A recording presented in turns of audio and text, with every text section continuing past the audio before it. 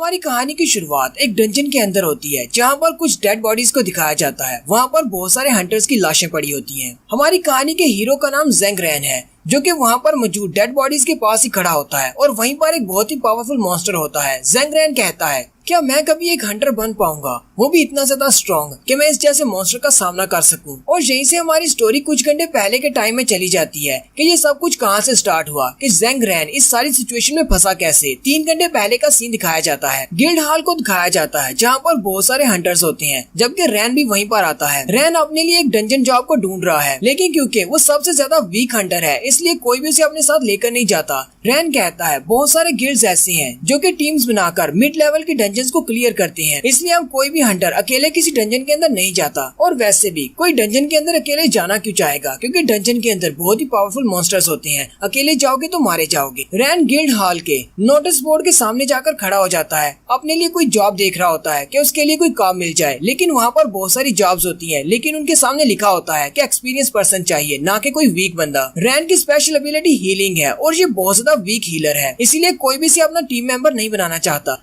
वहीं पर कुछ और हंटर्स भी खड़े होते हैं जो कि उसकी तरफ इशारा करते हुए एक दूसरे से बातें कर रही होती हैं। ये सबसे ज्यादा वीक हंटर है, ये बहुत ही कमजोर हीलर है, इसे कोई भी अपनी टीम में नहीं लेना चाहता, लेकिन ये हर बार यहाँ पर आ जाता है। इसे अब अपने लाइसेंस को छोड़ देना चाहिए, ये एक हंटर बनने के लायक ही नहीं है। दूसरे वाला हंटर उसे कहता है, चलो फिर किसी और जगह चलकर खड़े होते हैं, कहीं ऐसा न हो कि कोई गिल्ड वाला यहाँ पर आए और हमें भी इसके जैसा समझ ले। वो दोनों हंसते हंसते वहाँ से चले जाते हैं, जबकि ज़ेंग रैन उनकी सारी बातें सुन रहा होता है। रैन अभी वहीं पर खड़ा होता है कि उसका एक पुराना दोस्त जिसका नाम आरवी है वो वहीं पर आता है और कहता है, तो फाइनली मैंने तुम्हें ढूंढ ही लिया। आरवी एक अटैक टाइप का हंटर है, जबकि उसके साथ उसकी एक और दोस्त होती है जिसका नाम रीना है और वो एक मैजिशियन है। आरवी आते ही उसे कहता है, मुझे पता था तुम मुझे यहीं पर बोर्ड के सामने ही मिलोगे। रैन उन दोनों को वहाँ पर देखकर बहुत ज्यादा खुश हो जाता है और कहता है, मैं तो तुम दोनों को बधाई देना चाहता हूँ क्योंकि तुम दोनों ने लेवल अप करने के बाद गिल्ड के अंदर तुम्हारी पोजीशन बढ़ चुकी है। रीना रैन से कहती है, तुम्हारा बहुत बहुत शुक्रिया, लेकिन हम लोग यहाँ पर तुम्हारी हेल्प लेने के लिए आए हैं। हम लोग एक डंजन के अंदर जाने वाले हैं और हमें एक हीलर की जरूरत है, तुम हमारे साथ चलो। आरवी से कहता है, मैंने एक बहुत ही नॉर्मल लेवल की डंजन को ढूंढा है, वहाँ पर डिफिकल्टी लेवल इतना ज्यादा हार्ड नहीं है, मॉन्स्टर्स भी बहुत ज्यादा वीक होंगे, इसलिए तुम हमारे साथ चल सकती हो, मैं तुम्हारा ध्यान रखूंगा।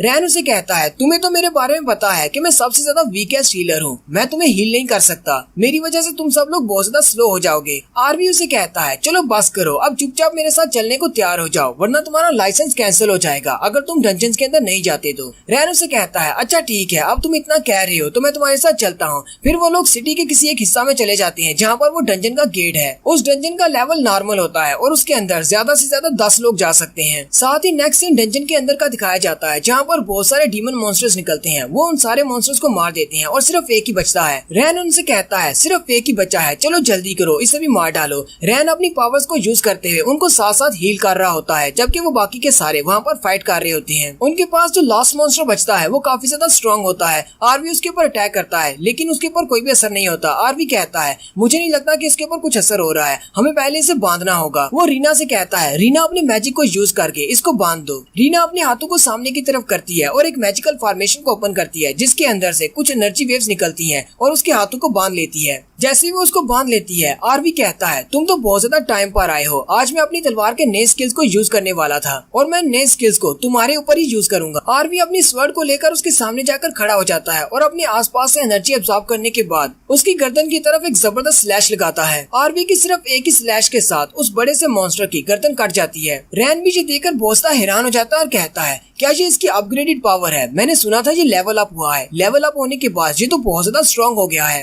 रैन आरवी की पावर्स को देखकर सोच रहा होता है, पता नहीं मेरे पास इस तरह की पावर्स कब आएंगी। हालांकि मैं भी एक हंटर हूँ, लेकिन मेरे पास कोई पावर नहीं है। उस मॉन्स्टर के मरने के बाद उसकी बॉडी हवा में डिसअपियर हो जाती है और वहाँ पर उसकी बॉडी से ट्रेजर्स निकलते हैं और उस मॉन्स्टर ने अपने पीछे एक क्रिस्टल और एक तलवार छोड़ी होती है। आरवी जल्दी से अपना हाथ आगे बढ़ाता है और तलवार को उठाने के बजाय पहले उस क्रिस्टल को उठा लेता है। रीना उसे कहती है, तुम तो बहुत ज्यादा लकी हो, तुम्हारे हाथ में एक हाई क्वालिटी का क्रिस्टल लग गया है, ये तो बहुत ज्यादा महंगा बिकेगा। आरवी हंसते हुए उससे कहता है, हाँ ये बहुत ज्यादा महंगा है, इसीलिए इसे मैं अपने पास रखने वाला हूँ। फिर आरवी उस तलवार को भी उठा लेता है और कहता है, यहाँ पर तो एक वेपन भी है, हालांकि ये इतना ज्यादा कोई खास वेपन नहीं है। फिर वो उसे पीछे की तरफ फेंक देता है और कहता है, रैन तुम इसे रख सकते हो। रैन उस तलवार को कैच कर लेता है। आरवी उसे कहता है हालांकि इसके एट्रीब्यूट्स इतने ज्यादा स्पेशल नहीं है, लेकिन तुम्हारे लिए ये बहुत ज्यादा खास है क्योंकि तुम एक लो लेवल के हंटर हो, इसलिए तुम्हारे लिए ये भी अपग्रेडेड वर्जन की तलवार है। आरवी आगे बढ़ता है और रैन से कहता है तुम्हें भी अपनी पावर्स को अपग्रेड करना होगा। बिना किसी वेपन के तुम अपनी पावर्स को कैसे बढ़ा सकते हो, वरना तुम हमेशा एक कमजोर हीलर बनकर रह जाओगे। आरवी उन सब से कहता है चलो वापस चलते हैं, ये डंजन क्लियर हो चुकी है, यहाँ से जो मिलना था वो हमने हासिल कर लिया है। फिर वो सारे लोग डंजन से बाहर की तरफ चलना शुरू करते हैं। आरवी रैन से कहता है तुम्हारा बहुत बहुत शुक्रिया हमारे साथ आने के लिए। रैन उसे कहता है तलवार देने के लिए तुम्हारा शुक्रिया। आरवी कहता है अगली बार हमारे साथ जरूर आना, शायद इसी तरह का तुम्हें कोई और ट्रेजर मिल जाए।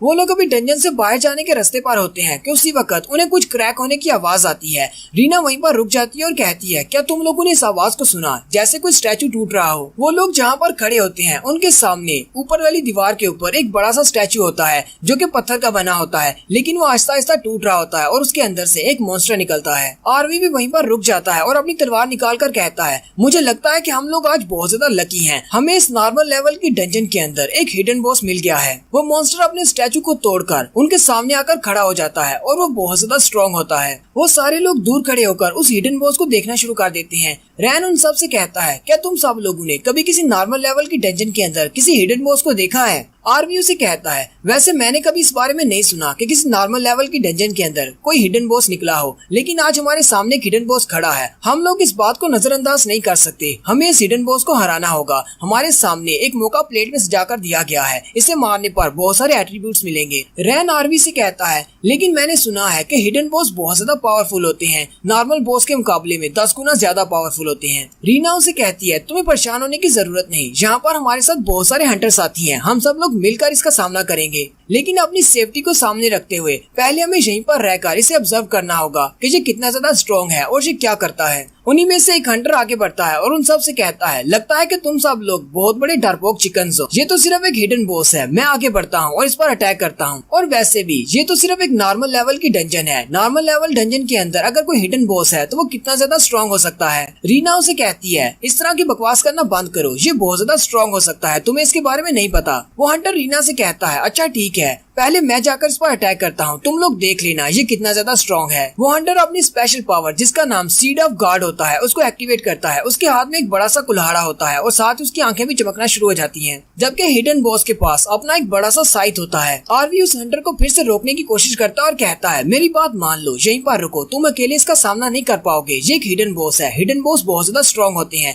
वो उसकी बात नहीं सुनता और हंसता हुआ आगे बढ़ जाता है और कहता है लगता है तुम मुझे बहुत ज्यादा अंडर एस्टिमेट कर रहे हो। वो हंटर अपना कुल्हाड़ा लेकर भागते हुए हिडन बॉस की तरफ अटैक करने के लिए आगे बढ़ता है, जबकि हिडन बॉस बड़े ही आराम से उसके सामने खड़ा होता है। वो हंटर उस हिडन बॉस के करीब पहुंचकर एक जबरदस्त जंप लगाता है और उसके सर में अपने कुल्हाड़े से अटैक करने लगता है। उसी वक्त वो हिडन बॉस उस हंटर की तरफ देखता है और हल्का सा मुस्कुराता है और इसकी हल्की सी मुस्कुराहट भी बहुत ज्यादा डरावनी है। उस हंटर का कुल्हाड़ा उस हिडन बॉस के सिर के बहुत ज्यादा करीब होता है, लेकिन पलक झपकने की स्पीड से वो हिडन बॉस अपने साइड को सामने की तरफ करता है और उसे घुमाना शुरू करता है। वो अपने साइड को पंखे की तरह घुमाता है, जिसकी वजह से उसका साइड उस हंटर पर लगता है और उस हंटर के छोटे छोटे टुकड़े हो जाते हैं। यानी कि उस हंटर की टांगे अलग हो जाती हैं, हाथ अलग हो जाते हैं, सर अलग हो जाता है। जबकि बाकी के जितने भी हंटर्स होते हैं वो सारे इस सीन को देखकर बहुत ज्यादा डर जाते हैं। आरवी अपने साथ खड़ी एक और मैजिशियन लड़की से कहता है चलो जल्दी करो, इस बॉस के एट्रीब्यूट्स यानी कि इसके स्टेटस को चेक करो, इसके पास कौन से स्टेटस पॉइंट्स हैं। वो लड़की उसे कहती है अच्छा ठीक है। वो जल्दी से अपनी मैजिकल पावर को यूज करते हुए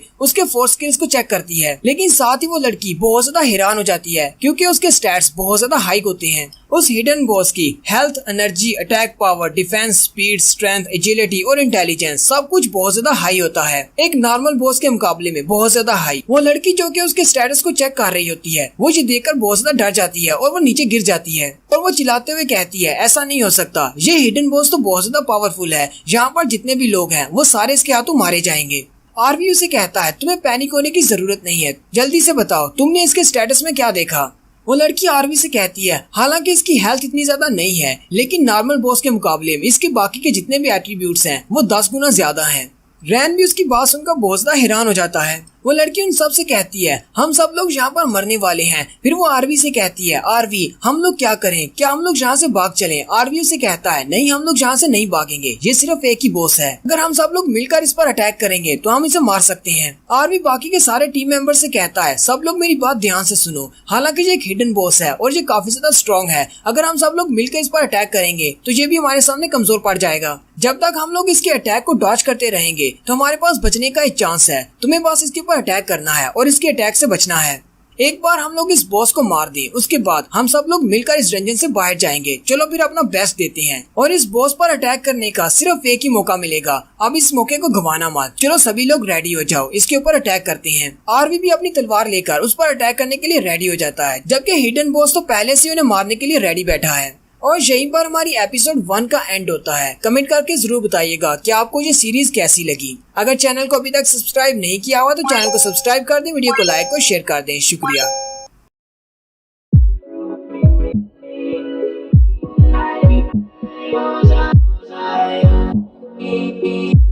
हेलो गाइस, कैसे हैं आप सब लोग? लोन हंटर की एपिसोड 2 के साथ हाजिर हूं। तो लास्ट एपिसोड के एंड पे हमने देखा था आरवी एक टीम लेकर एक डंजन के अंदर जाता है जो कि एक नॉर्मल रैंक की डंजन होती है, लेकिन उस डंजन के अंदर उनका सामना एक हिडन बॉस के साथ होता है और वो बहुत ज्यादा स्ट्रॉन्ग होता है। उनमें से एक हंटर आगे बढ़ता है और कहता है मैं इसके ऊपर अटैक करता हूँ, ये तो सिर्फ एक नॉर्मल रैंक की डंजन है, इसके अंदर का हिडन बॉस इतना ज्यादा पावरफुल नहीं हो सकता। लेकिन वो हिडन बॉस उसको मार देता है, जिसकी वजह से बाकी के सारे बॉस ज्यादा घबरा जाते हैं। आरवी उन सब से कहता है घबराने की जरूरत नहीं है, हम सब लोग मिलकर इस पर अटैक करते हैं और इसे मार डालते हैं। और फिर वो सारे लोग उससे फाइट करने के लिए रेडी हो जाते हैं, जबकि वो हिडन बॉस उनके सामने खड़ा होता है। फिर वो सारे लोग आगे बढ़ते हैं और उसके ऊपर अटैक कर देते हैं। आरवी उन सब से कहता है हिडन बॉस के ऊपर अटैक करो और साथ ही इसके अटैक्स को भी डॉज करना, अगर इसने तुम पर अटैक कर दिया तो तुम्हारे टुकड़े हो जाएंगे। कुछ हंटर्स भागते हुए सामने की तरफ से उसके ऊपर अटैक करते हैं, लेकिन हिडन बॉस अपने साइड को घुमाता है और वो सारे के सारे पीछे की तरफ गिर जाते हैं। जबकि रीना भी अपने बाकी के मैजिशियंस के साथ खड़ी होती है और उनको लीड कर रही होती है। वो उन सब के साथ मिलकर उसके ऊपर फायर अटैक करती है। वो सारे मैजिशियन अपने फायर अटैक की मदद से उसके बाजू और टांगों के ऊपर अटैक करते हैं। हिडन बॉस को भी काफी ज्यादा डैमेज बर्दाश्त करना पड़ रहा होता है। बाकी के टीममेट्स हंटर ये देखकर काफी ज्यादा खुश हो जाते हैं और कहते हैं अगर हमारे मैजिशियंस इसी तरह इस पर अटैक करते रहे तो हमारे पास जीतने का एक चांस है, हम लोग इस हिडन बॉस को मार डालेंगे। जबकि वो लड़की जो कि पहले उसके स्टैट्स चेक कर रही थी, पिछली एपिसोड ने जिसके उसके स्टैट्स चेक किए थे, वो अभी भी उसके स्टैट्स देख रही होती है और कहती है बस इसी तरह इसके ऊपर अटैक करते रहो, इसकी हेल्थ रेशियो बहुत ज्यादा कम रह गई है, ये बहुत ही जल्दी मरने वाला है। और उस लड़की की बात सुनने के बाद बाकी सब से कहता है तुम लोगों ने सुन लिया, इस मॉन्स्टर की एचपी कम हो रही है, जल्दी से इसके ऊपर अटैक करते रहो, अपने हीलर्स को प्रोटेक्ट करो और अपने मैजिशियंस को भी। उसी वक्त वो हिडन बॉस अपने साइड को घुमाते हुए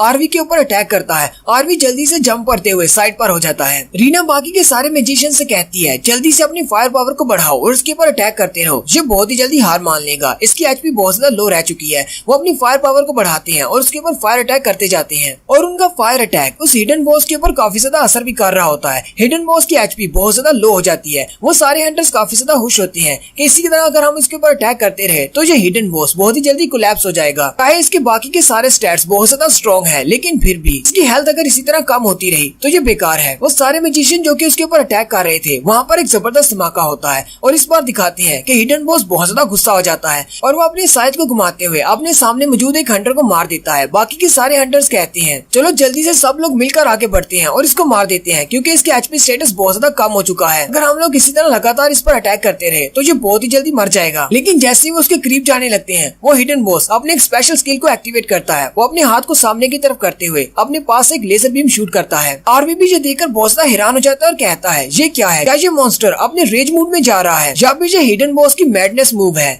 हिडन बॉस लेजर बीम को शूट करने के बाद हल्का सा मुस्कुराता है। फैन आगे बढ़ता है और आरवी से कहता है क्या हुआ, क्या यहाँ पर कोई मसला है, ये मैडनेस या फिर रेज मूड क्या होता है? थोड़ी देर पहले तो ये बॉस मरने वाला था, इसकी एचपी बहुत ज्यादा लो हो चुकी थी। रीना उसे कहती है मैडनेस एक स्पेशल स्किल है, ये एक ऐसा स्पेशल स्किल है जो कि सभी हिडन बॉस के पास नहीं होता, लेकिन जिसके पास भी ये स्पेशल स्किल होता है वो अपनी मैडनेस स्किल को एक्टिवेट करके अपनी हेल्थ को दोबारा से रीगेन कर सकता है और इसके स्टैट्स पहले से भी डबल हो जाते हैं। यानी कि जितनी स्पीड और पावर इसके पास पहले थी वो सारी अब डबल हो चुकी है। मुझे नहीं लगा था कि इसके पास भी इस तरह का कोई स्किल हो सकता है, क्योंकि ज्यादातर डंजन बॉस के पास ये मैडनेस वाला स्किल नहीं होता।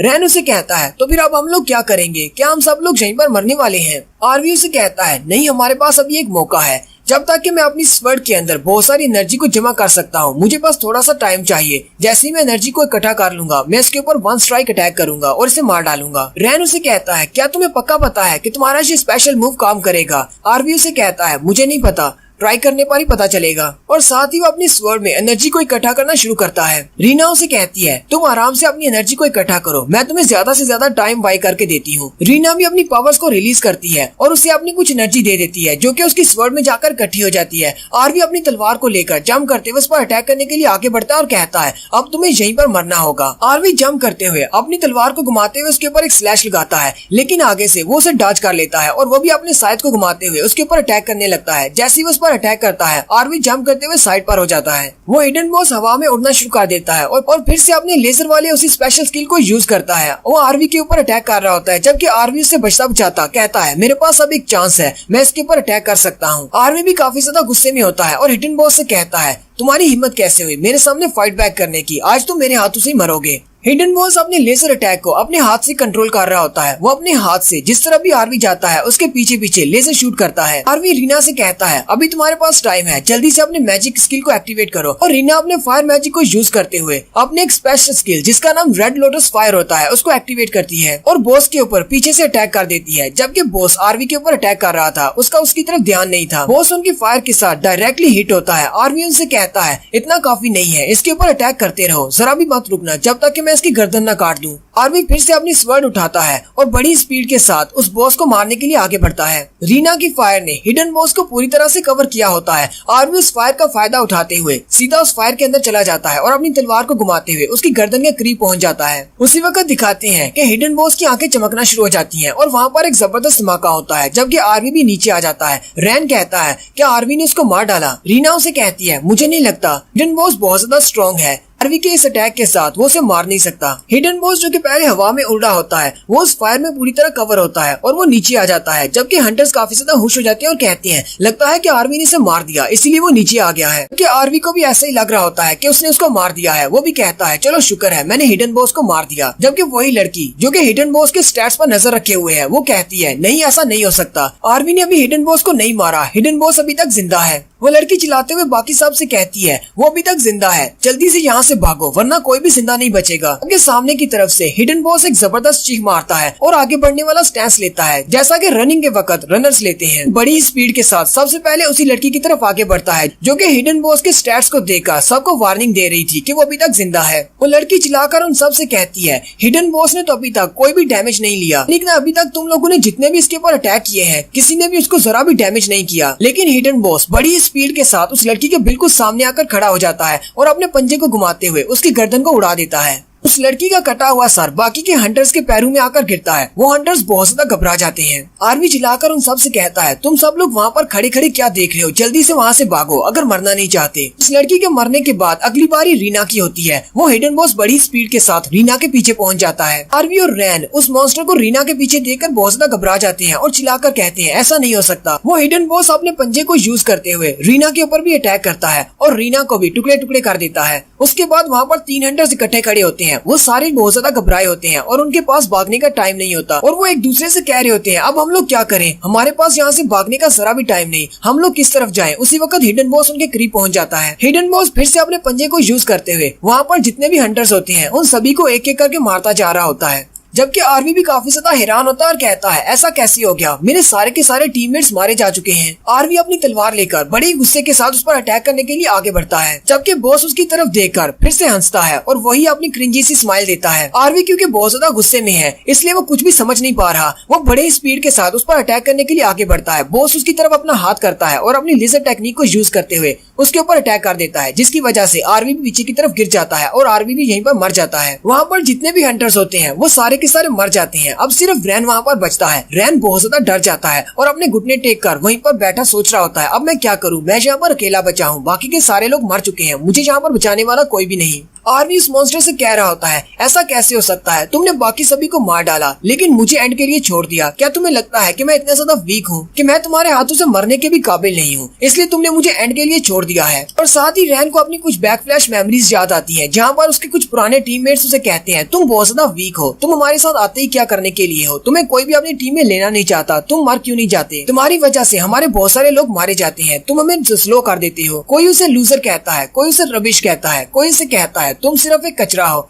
कोई उसे कहता है तुम बहुत ज्यादा वीक हो, तुम इस लायक नहीं हो कि डंजन के अंदर आ सको। रैन अपने सर पे हाथ रखता है और कहता है, नहीं, ये सारे लोग बिल्कुल गलत हैं, मैं कोई लूजर नहीं हूँ, मैं कोई वीक नहीं हूँ। आरवी के मरने के बाद उसकी स्वर्ड वहीं पर पड़ी होती है। रैन की नजर उसकी स्वर्ड पर पड़ती है और कहती है, मैं इसकी स्वर्ड उठाकर इस पर अटैक कर सकता हूँ, अगर मुझे मरना ही है तो मैं इस पर अटैक करके मरूंगा। उसी वक्त रीना और आरवी भी उसके सामने आते हैं और उसे कहते हैं, रीना उसे कहती है, तुम कोई डरपोक नहीं हो, ना ही तुम वीक हो, तुम बॉस को मार सकती हो, तुम ये कर सकते हो। जबकि आरवी उसे कह रहा होता है, हाँ ये तलवार तुम्हारे सामने पड़ी है, जल्दी से इस तलवार को उठा लो और इस बॉस को मार डालो। रैन जल्दी से उस तलवार को उठा लेता है और कहता है, क्या मैं वाकई में ऐसा कर सकता हूँ, क्या मैं इस बॉस को मार सकता हूँ। रैन कहता है, वैसे भी तुम्हें यहाँ पर मरने वाला हूँ, अगर मैं एक दो अटैक इसके ऊपर कर भी देता हूँ इससे कोई ज्यादा फर्क नहीं पड़ेगा, लेकिन फिर भी मुझे इतना हौसला तो होगा कि मैं मरने से पहले इसके साथ फाइट करके मरा हूँ। रैन अभी वहीं पर बैठा सोच रहा होता है कि उसी वक्त से अपने सामने शैडो नजर आता है, वो हिडन बॉस उसके सामने आकर खड़ा हो जाता है। रैन अपना पक्का फैसला कर लेता है और कहता है, अब मैं इस बॉस को नहीं छोड़ने वाला, मैं इसके साथ फाइट करके ही मरूंगा। हिडन बॉस उसकी तरफ देखता है और हल्का सा मुस्कुराता है।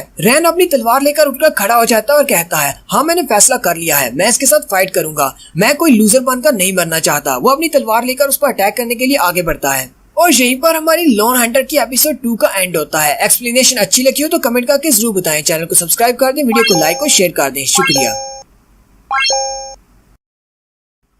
लोन हंटर की पिछली एपिसोड में हम लोगों ने देखा था आरवी की पूरी टीम का सामना एक मॉन्स्टर के साथ होता है, जो कि एक नॉर्मल रैंक की डंजन के अंदर एक हिडन बॉस होता है। वो सारे उसके साथ फाइट करने के लिए आगे बढ़ते हैं, लेकिन वो सारे के सारे मारे जाते हैं, सिर्फ रैन को छोड़कर, जो कि एक वीक हंटर है। रैन को पता है कि वो यहाँ पर मरने वाला है। रैन वहाँ पर मौजूद आरवी की तलवार को उठाता और कहता है, अगर मुझे यहाँ पर मरना है तो मैं यहाँ पर फाइट करके मरूंगा, ऐसे नहीं मरूंगा। और वो उस तलवार को उठाकर बॉस के ऊपर अटैक करने के लिए आगे बढ़ता है। तो एपिसोड 3 की शुरुआत में रैन को दिखाते हैं, जो कि चिल्लाता हुआ उस तलवार को लेकर बॉस के ऊपर अटैक करने के लिए आगे बढ़ता है, जबकि वो बॉस भी उसके ऊपर अटैक करता है। रैन जंप करते हुए जैसे ही अपनी तलवार को घुमाकर उस पर अटैक करता है, आगे से वो बॉस भी अपने साइड को घुमाकर उसके ऊपर अटैक कर देता है। रैन बहुत ज्यादा जख्मी हो जाता है। रैन चिल्लाते हुए कहता है, अगर मैं यहाँ पर मरने वाला हूँ तो मैं तुम्हें भी अपने साथ लेकर मरूंगा, क्योंकि वो अभी तक उसकी बॉडी के साथ अटैच होता है। वो अपनी तलवार को उसके सीने में दंसा देता है। जैसे ही वो अपनी तलवार को उसके सीने में दंसाता है, वो हिडन बॉस चिल्लाना शुरू कर देता है और उसकी चेस्ट में से बहुत सारी रोशनी निकलती है। हिडन बॉस पंच मारते हुए रैन को पीछे की तरफ फेंक देता है। रैन इतना ज्यादा जख्मी होता है कि उसकी आंखें बंद होना शुरू हो जाती हैं। रैन कहता है, मैंने तुम सब लोगों का बदला ले लिया, अब तुम सब लोगों की आत्मा को शांति मिल सकती है। और साथ ही वो अपनी आंखें बंद कर लेता है, जबकि उसके सामने जो हिडन बॉस होता है उसकी बॉडी से बहुत ज्यादा एनर्जी निकलती है। और जैसे वो एनर्जी निकलती है, सामने एक रोशनी फैल जाती है और सब कुछ व्हाइट हो जाता है, जबकि रैन एक अलग ही डायमेंशन में चला जाता है। रैन खुद भी बहुत ज्यादा हैरान होता है और कहता है, ये मैं कहाँ पर हूँ, ये कौन सी जगह है, क्या मरने के बाद ऐसा लगता है, क्या मरने के बाद हम लोग ऐसी जगह पर चले जाते हैं। रैन कहता है, बाकी सब लोग भी तो मेरे साथ ही मरे हैं,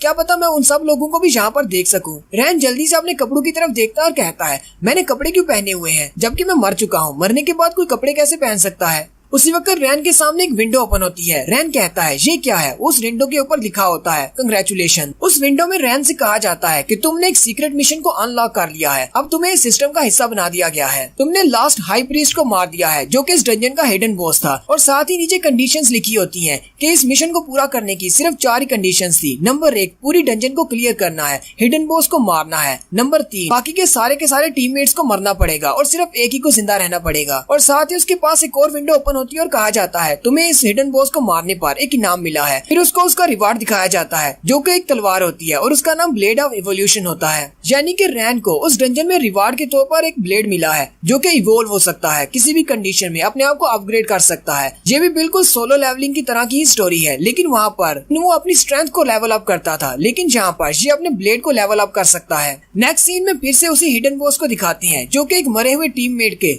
बॉडी से उसका दिल निकाल कर खा रहा होता है, जबकि रैन भी वहीं पर खड़ा ये सब कुछ देख रहा होता है और वो बहुत ज्यादा घबरा जाता है क्योंकि वो जिस टीममेट का दिल निकाल कर खा रहा होता है वो उसका दोस्त आरवी होता है। हिडन बॉस उसके दिल को खाने के बाद हल्का सा मुस्कुराता है और फिर वो रैन की तरफ देखता है। फिर वो उठकर खड़ा हो जाता है और रैन की तरफ आगे बढ़ना शुरू करता है। रैन बहुत ज्यादा घबरा जाता है। हिडन बॉस उसके सामने आकर खड़ा हो जाता है और अपने पंजे को यूज करते हुए जैसे उस पर अटैक करने लगता है, उसी वक्त रैन की आंख खुल जाती है। रैन जल्दी से उठकर बैठ जाता है। रैन अपने बिस्तर में लेटा होता है और कहता है, मैंने फिर से वही सपना देखा। जब से मैं उस डंजन से जिंदा वापस आया हूँ तब से जो अजीब सा सपना मुझे बार बार आ रहा है। वो हिडन बॉस तो मेरे दिमाग से निकल ही नहीं रहा, वो इतना ज्यादा पावरफुल था। रैन यहीं पर अपने बारे में बताता है कि मेरा नाम ज़ेंग रैन है और मैं भी एक हंटर हूँ और मेरी हंटिंग टाइप हीलर है। हालांकि मैं एक बहुत ही कमजोर हीलर हूँ, मैं किसी को भी हील नहीं कर पाता। इसी वजह से बहुत सारे लोग मुझे डंजन में अपने साथ लेकर नहीं जाते। कोई भी मुझे अपना टीममेट नहीं बनाना चाहता क्योंकि मैं बाकी सबको बहुत ज्यादा स्लो कर देता हूँ। लेकिन कुछ हफ्ते पहले मेरे दो दोस्त आरवी और रीना मेरे पास आए और मुझे एक नॉर्मल रैंक की डंजन के अंदर लेकर गए।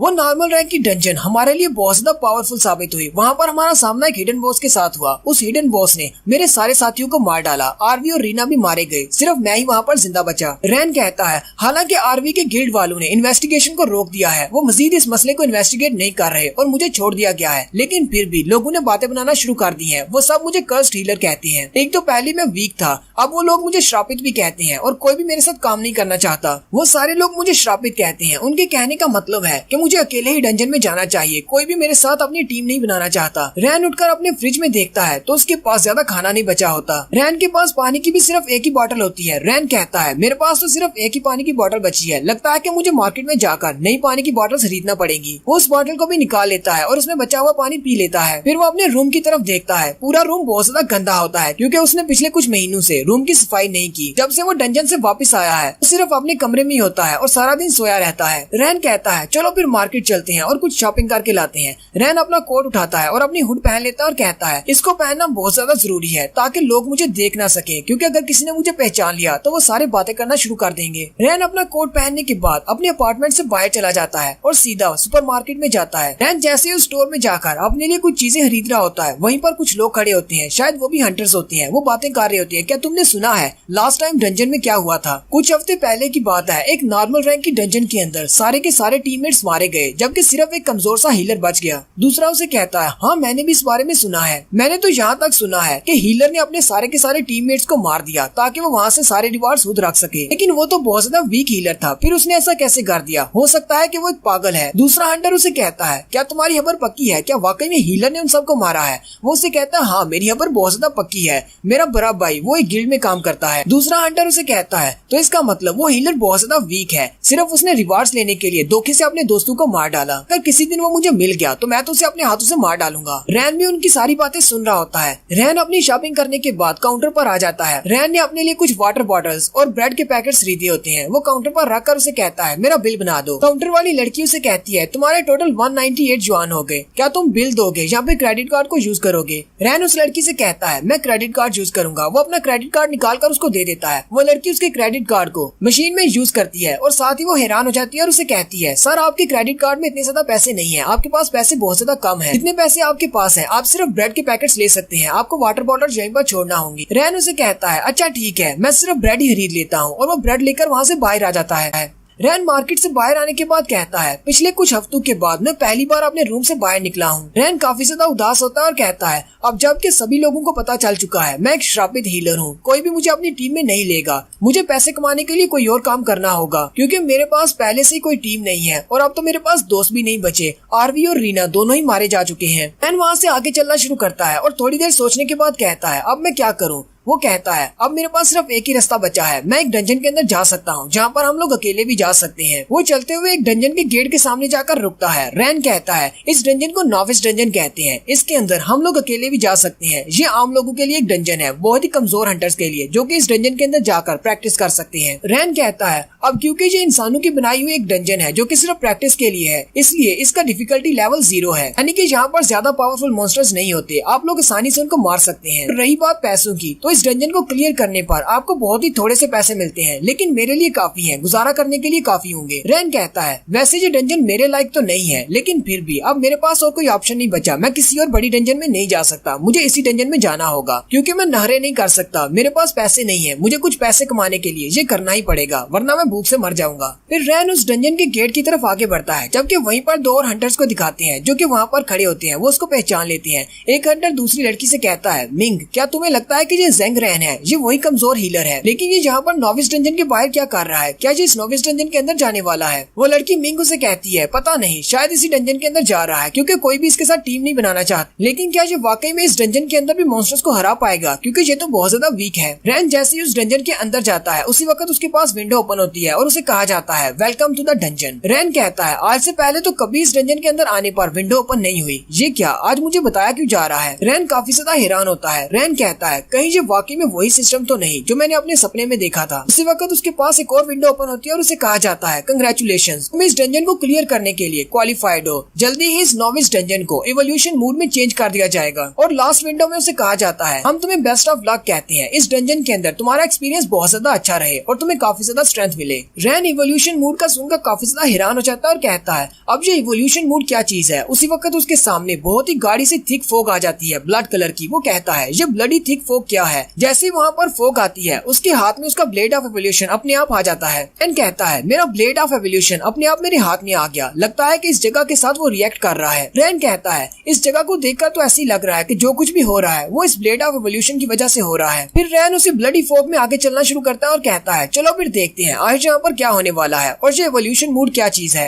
ऐसे वो थोड़ा सा आगे बढ़ता है तो उसी वक्त उसके पास एक विंडो ओपन होती है और उसे कहा जाता है, तुम्हारे लिए एक छोटा सा टेस्ट है। और उसे मिशन के तौर पर कहा जाता है कि तुम्हें यहाँ पर 100 अर्थ मॉन्स्टर्स को मारना है। रैन अपनी विंडो में सब कुछ पढ़कर बहुत ज्यादा हैरान हो जाता है और कहता है, ऐसा कैसे हो सकता है? नोविस डंजन के अंदर इतने ज्यादा अर्थ एलिमेंटल मॉन्स्टर्स कहाँ से आ सकते हैं? मुझे तो लगा था मुझे सिर्फ 3 को मारना है। आज यहाँ पर इतने ज्यादा मॉन्स्टर्स कहाँ से आ सकते हैं? और साथ ही वो देखता है कि वहाँ पर जो ब्लडी फॉग होती है वो भी गायब हो जाती है। उसी वक्त जमीन के अंदर से एक मॉन्स्टर अपना पंजा बाहर निकालता है। रैन कहता है, ये क्या है? जमीन के अंदर से क्या निकल रहा है? और उसके देखते ही देखते उसके आसपास बहुत सारे इसी तरह के मॉन्स्टर्स निकलना शुरू हो जाते हैं, क्योंकि ये अर्थ मॉन्स्टर्स हैं, वो अर्थ के नीचे से निकलते हैं। एक बड़ा सा अर्थ मॉन्स्टर जिसकी पूरी बॉडी के ऊपर स्टोन्स लगे होते हैं, वो उसके सामने आकर खड़ा हो जाता है और अपने हाथों को ऊपर की तरफ उठाकर रैन के ऊपर अटैक करने के लिए रेडी होता है। रैन उस मॉन्स्टर की तरफ देखता है और कहता है, ये मॉन्स्टर इतने बड़े कैसे हो गए? इस नोविस डंजन के अंदर तो मॉन्स्टर जो है वो बहुत ज्यादा वीक होते हैं और बहुत ही छोटे होते हैं, क्योंकि इसका डिफिकल्टी लेवल 0 है। ये मॉन्स्टर इतना बड़ा कैसे हो गया है? और साथ ही वो अर्थ मॉन्स्टर उसके ऊपर अटैक कर देता है। रैन जल्दी से पीछे की तरफ जंप करता है और कहता है, मॉन्स्टर की तो अटैक पावर भी बहुत ज्यादा बढ़ चुकी है।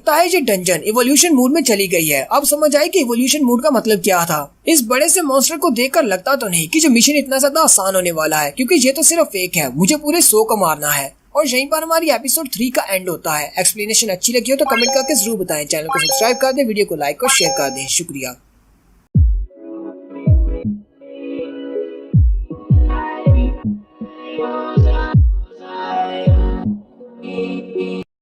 हेलो गाइस, कैसे हैं आप सब लोग? लॉन हंटर की एपिसोड 4 के साथ हाजिर हो। अगर अभी तक किसी ने मेरे चैनल को सब्सक्राइब नहीं किया हुआ तो चैनल को सब्सक्राइब कर दें, वीडियो को लाइक और शेयर कर दें। शुक्रिया। तो लास्ट एपिसोड के एंड पे हमने देखा था रैन एक डंजन के अंदर जाता है जिसे नोविस डंजन कहा जाता है, जहाँ पर सारे रेगुलर हंटर्स अपनी प्रैक्टिस के लिए जाते हैं, क्योंकि वहाँ पर मॉन्स्टर इतने ज्यादा स्ट्रॉन्ग नहीं होते। लेकिन जैसे रैन उस डंजन के अंदर जाता है, उसके पास एक विंडो ओपन होती है और उसे कहा जाता है कि हम इस डंजन के इवोल्यूशन मोड को ओपन करने वाले हैं। और उस डंजन का इवोल्यूशन मोड ओपन हो जाता है, जिससे वहाँ पर जितने भी मॉन्स्टर्स होते हैं वो सारे बहुत ज्यादा पावरफुल हो जाते हैं। सबसे पहले वहाँ पर अर्थ मॉन्स्टर्स निकलते हैं। रैन को टास्क दी जाती है कि उसने 100 अर्थ मॉन्स्टर्स को मारना है, लेकिन वो अर्थ मॉन्स्टर बहुत ज्यादा बड़े होते हैं। रैन कहता है, इतने बड़े अर्थ मॉन्स्टर्स को मारना बहुत ज्यादा मुश्किल हो सकता है, मैं तो एक का सामना नहीं कर पा रहा, मुझे अभी 100 को मारना है। वो अर्थ मॉन्स्टर्स निकलते साथ ही उसके ऊपर पंच मारता है, लेकिन वो जल्दी से उसे डॉज कर लेता है। रैन कहता है, हालांकि इस मॉन्स्टर का साइज काफी ज्यादा बड़ा हो गया है, लेकिन फिर भी इसकी स्पीड पहले जितनी ही स्लो है। रैन उसके सामने खड़ा होकर कहता है, इसका साइज बहुत ज्यादा बड़ा है, लेकिन क्योंकि ये एक नोविस डंजन है और ये सिर्फ प्रैक्टिस के लिए है, इसलिए मुझे नहीं लगता ये इतना ज्यादा स्ट्रॉन्ग भी होगा। इसलिए मुझे भी पहले अपनी स्ट्रेंथ को ट्राई करना होगा। मैं देखता हूँ कि मुझे कितनी ज्यादा स्ट्रेंथ मिली है, शायद इस सिस्टम ने मुझे भी कुछ स्ट्रेंथ दी होगी। रैन जल्दी से अपने ब्लेड को वापस अपनी इन्वेंटरी में रख लेता है और कहता है, मैं इसके साथ वेपन्स के साथ फाइट नहीं करूंगा, अपने बेयर हैंड से करूंगा। मैं इस पर पंचेस मारकर देखता हूँ कि मेरी स्ट्रेंथ कितनी ज्यादा बढ़ गई है।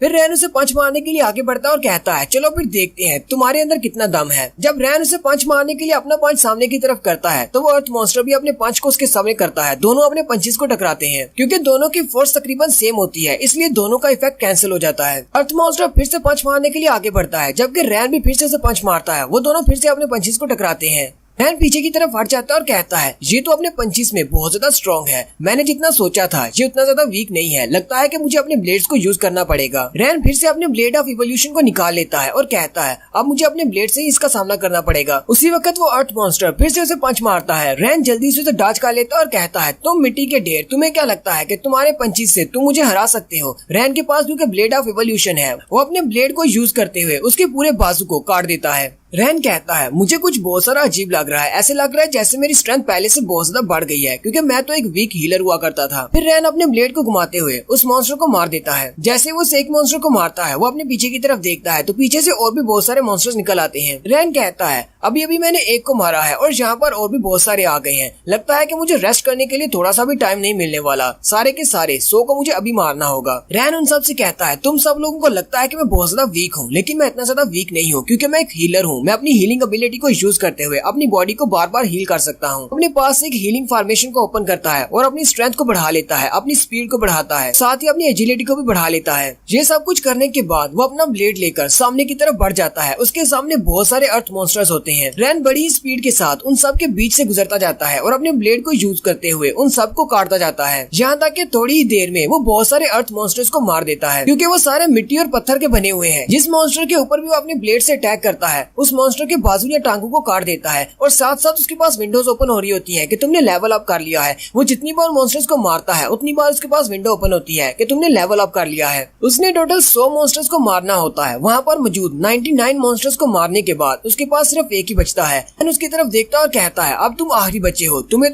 बड़ी ही शान से मारूंगा। रैन जल्दी से ऊपर की तरफ जंप करता है और अपने ब्लेड ऑफ इवोल्यूशन को यूज करते हुए उसकी गर्दन उड़ा देता है, जिससे उसके बाकी की बॉडी के टुकड़े टुकड़े हो जाते हैं। और उस आखिरी वाले को मारने पर भी उसे लेवल अप कहा जाता है और साथ ही विंडो ओपन होती है और कहा जाता है, कंग्रेचुलेशन, तुमने फर्स्ट टेस्ट को पास कर लिया है। रैन उन सारे 100 मॉन्स्टर्स को मारने के बाद काफी ज्यादा थक जाता है और अपनी तलवार को वहीं पर टेक कर बैठ जाता है और कहता है, मैं तो बहुत ज्यादा थक गया, इन सारे मॉन्स्टर्स को मारना इतना भी आसान नहीं था। उसी वक्त उसके पास विंडो ओपन होती है और कहा जाता है, इन सारे मॉन्स्टर्स को मारने पर तुम्हें एक रिवार्ड दिया गया है। उसको जो रिवार्ड मिलता है उसका नाम अर्थ एसेंस होता है और उसे कहा जाता है, तुम अपनी अर्थ एसेंस रिवार्ड को अपने वेपन के साथ फ्यूज कर सकते हो। यानी कि एक स्पेशल एबिलिटी होती है जिसको अपने वेपन के साथ फ्यूज करने के बाद ये वो इस स्किल को यूज कर सकता है। रैन कहता है, चलो शुक्र है जब मिशन पूरा हुआ, ये तो बहुत ज्यादा थका देने वाला था। लेकिन साथ ही एक और विंडो ओपन होती है और उसे कहा जाता है, तुमने पहले टेस्ट को पास कर लिया है, अब तुम्हारे पास सेकंड टेस्ट है। और इस बार उसे एक और टास्क दी जाती है। उसका मिशन ये होता है कि उसने 100 वाटर एलिमेंट्स को मारना है, यानी 100 वाटर मॉन्स्टर्स को मारना है। अब रैन उस विंडो को देखने के बाद बहुत ज्यादा चौंक जाता है, क्योंकि वो तो पहले से बहुत ज्यादा थका हुआ है। बड़ी मुश्किल से उसने पहले मिशन को पूरा किया है और उसके पास अब एक और मिशन आ गया है जिसमें उसने 100 वाटर एलिमेंट्स को मारना है। रैन कहता है, सेकंड मिशन स्टार्ट होने से पहले मुझे कुछ तैयारी करना होगी। वो अपनी इन्वेंटरी में जाता है और कहता है, मुझे इस मिशन को पूरा करने पर एक रिवार्ड मिला है, लेकिन मुझे नहीं पता कि ये रिवार्ड करता क्या है, क्योंकि इसके ऊपर सिर्फ नाम लिखा हुआ है, इसके यूज के बारे में कुछ भी नहीं लिखा हुआ। मैंने इस तरह के रिवार्ड के बारे में पहले कभी नहीं सुना, किसी भी डंजन से कभी किसी को इस तरह का कोई रिवार्ड नहीं मिला। रैन उस ट्रेजर को अपने हाथ में निकाल लेता है और कहता है, ये एक स्पेशल एबिलिटी है, लेकिन मुझे नहीं पता कि ये करती क्या है और इसे यूज कैसे करना है, और मेरे पास इतना टाइम भी नहीं है कि मैं इसको इन्वेस्टिगेट कर सकूं कि इसको यूज कैसे करना है। फिलहाल के लिए मैं इसे अपनी इन्वेंटरी में रख लेता हूं, क्योंकि सेकंड मिशन स्टार्ट होने वाला है। पता नहीं कि सेकंड मिशन के मॉन्स्टर कितने ज्यादा स्ट्रांग होंगे। रैन कहता है, अगर इसी तरह चलता रहा तो मुझे नहीं लगता कि मैं यहाँ से इस नॉविस डंजन से जिंदा बाहर निकलूंगा। पता नहीं इस मिशन को पूरा करने के बाद कहीं ऐसा ना हो मुझे एक और मिशन दे दिया जाए। उसी वक्त उसके सामने एक ब्राइट लाइट चमकती है। इतनी ज्यादा लाइट होती है कि उसे कुछ भी दिखाई नहीं देता।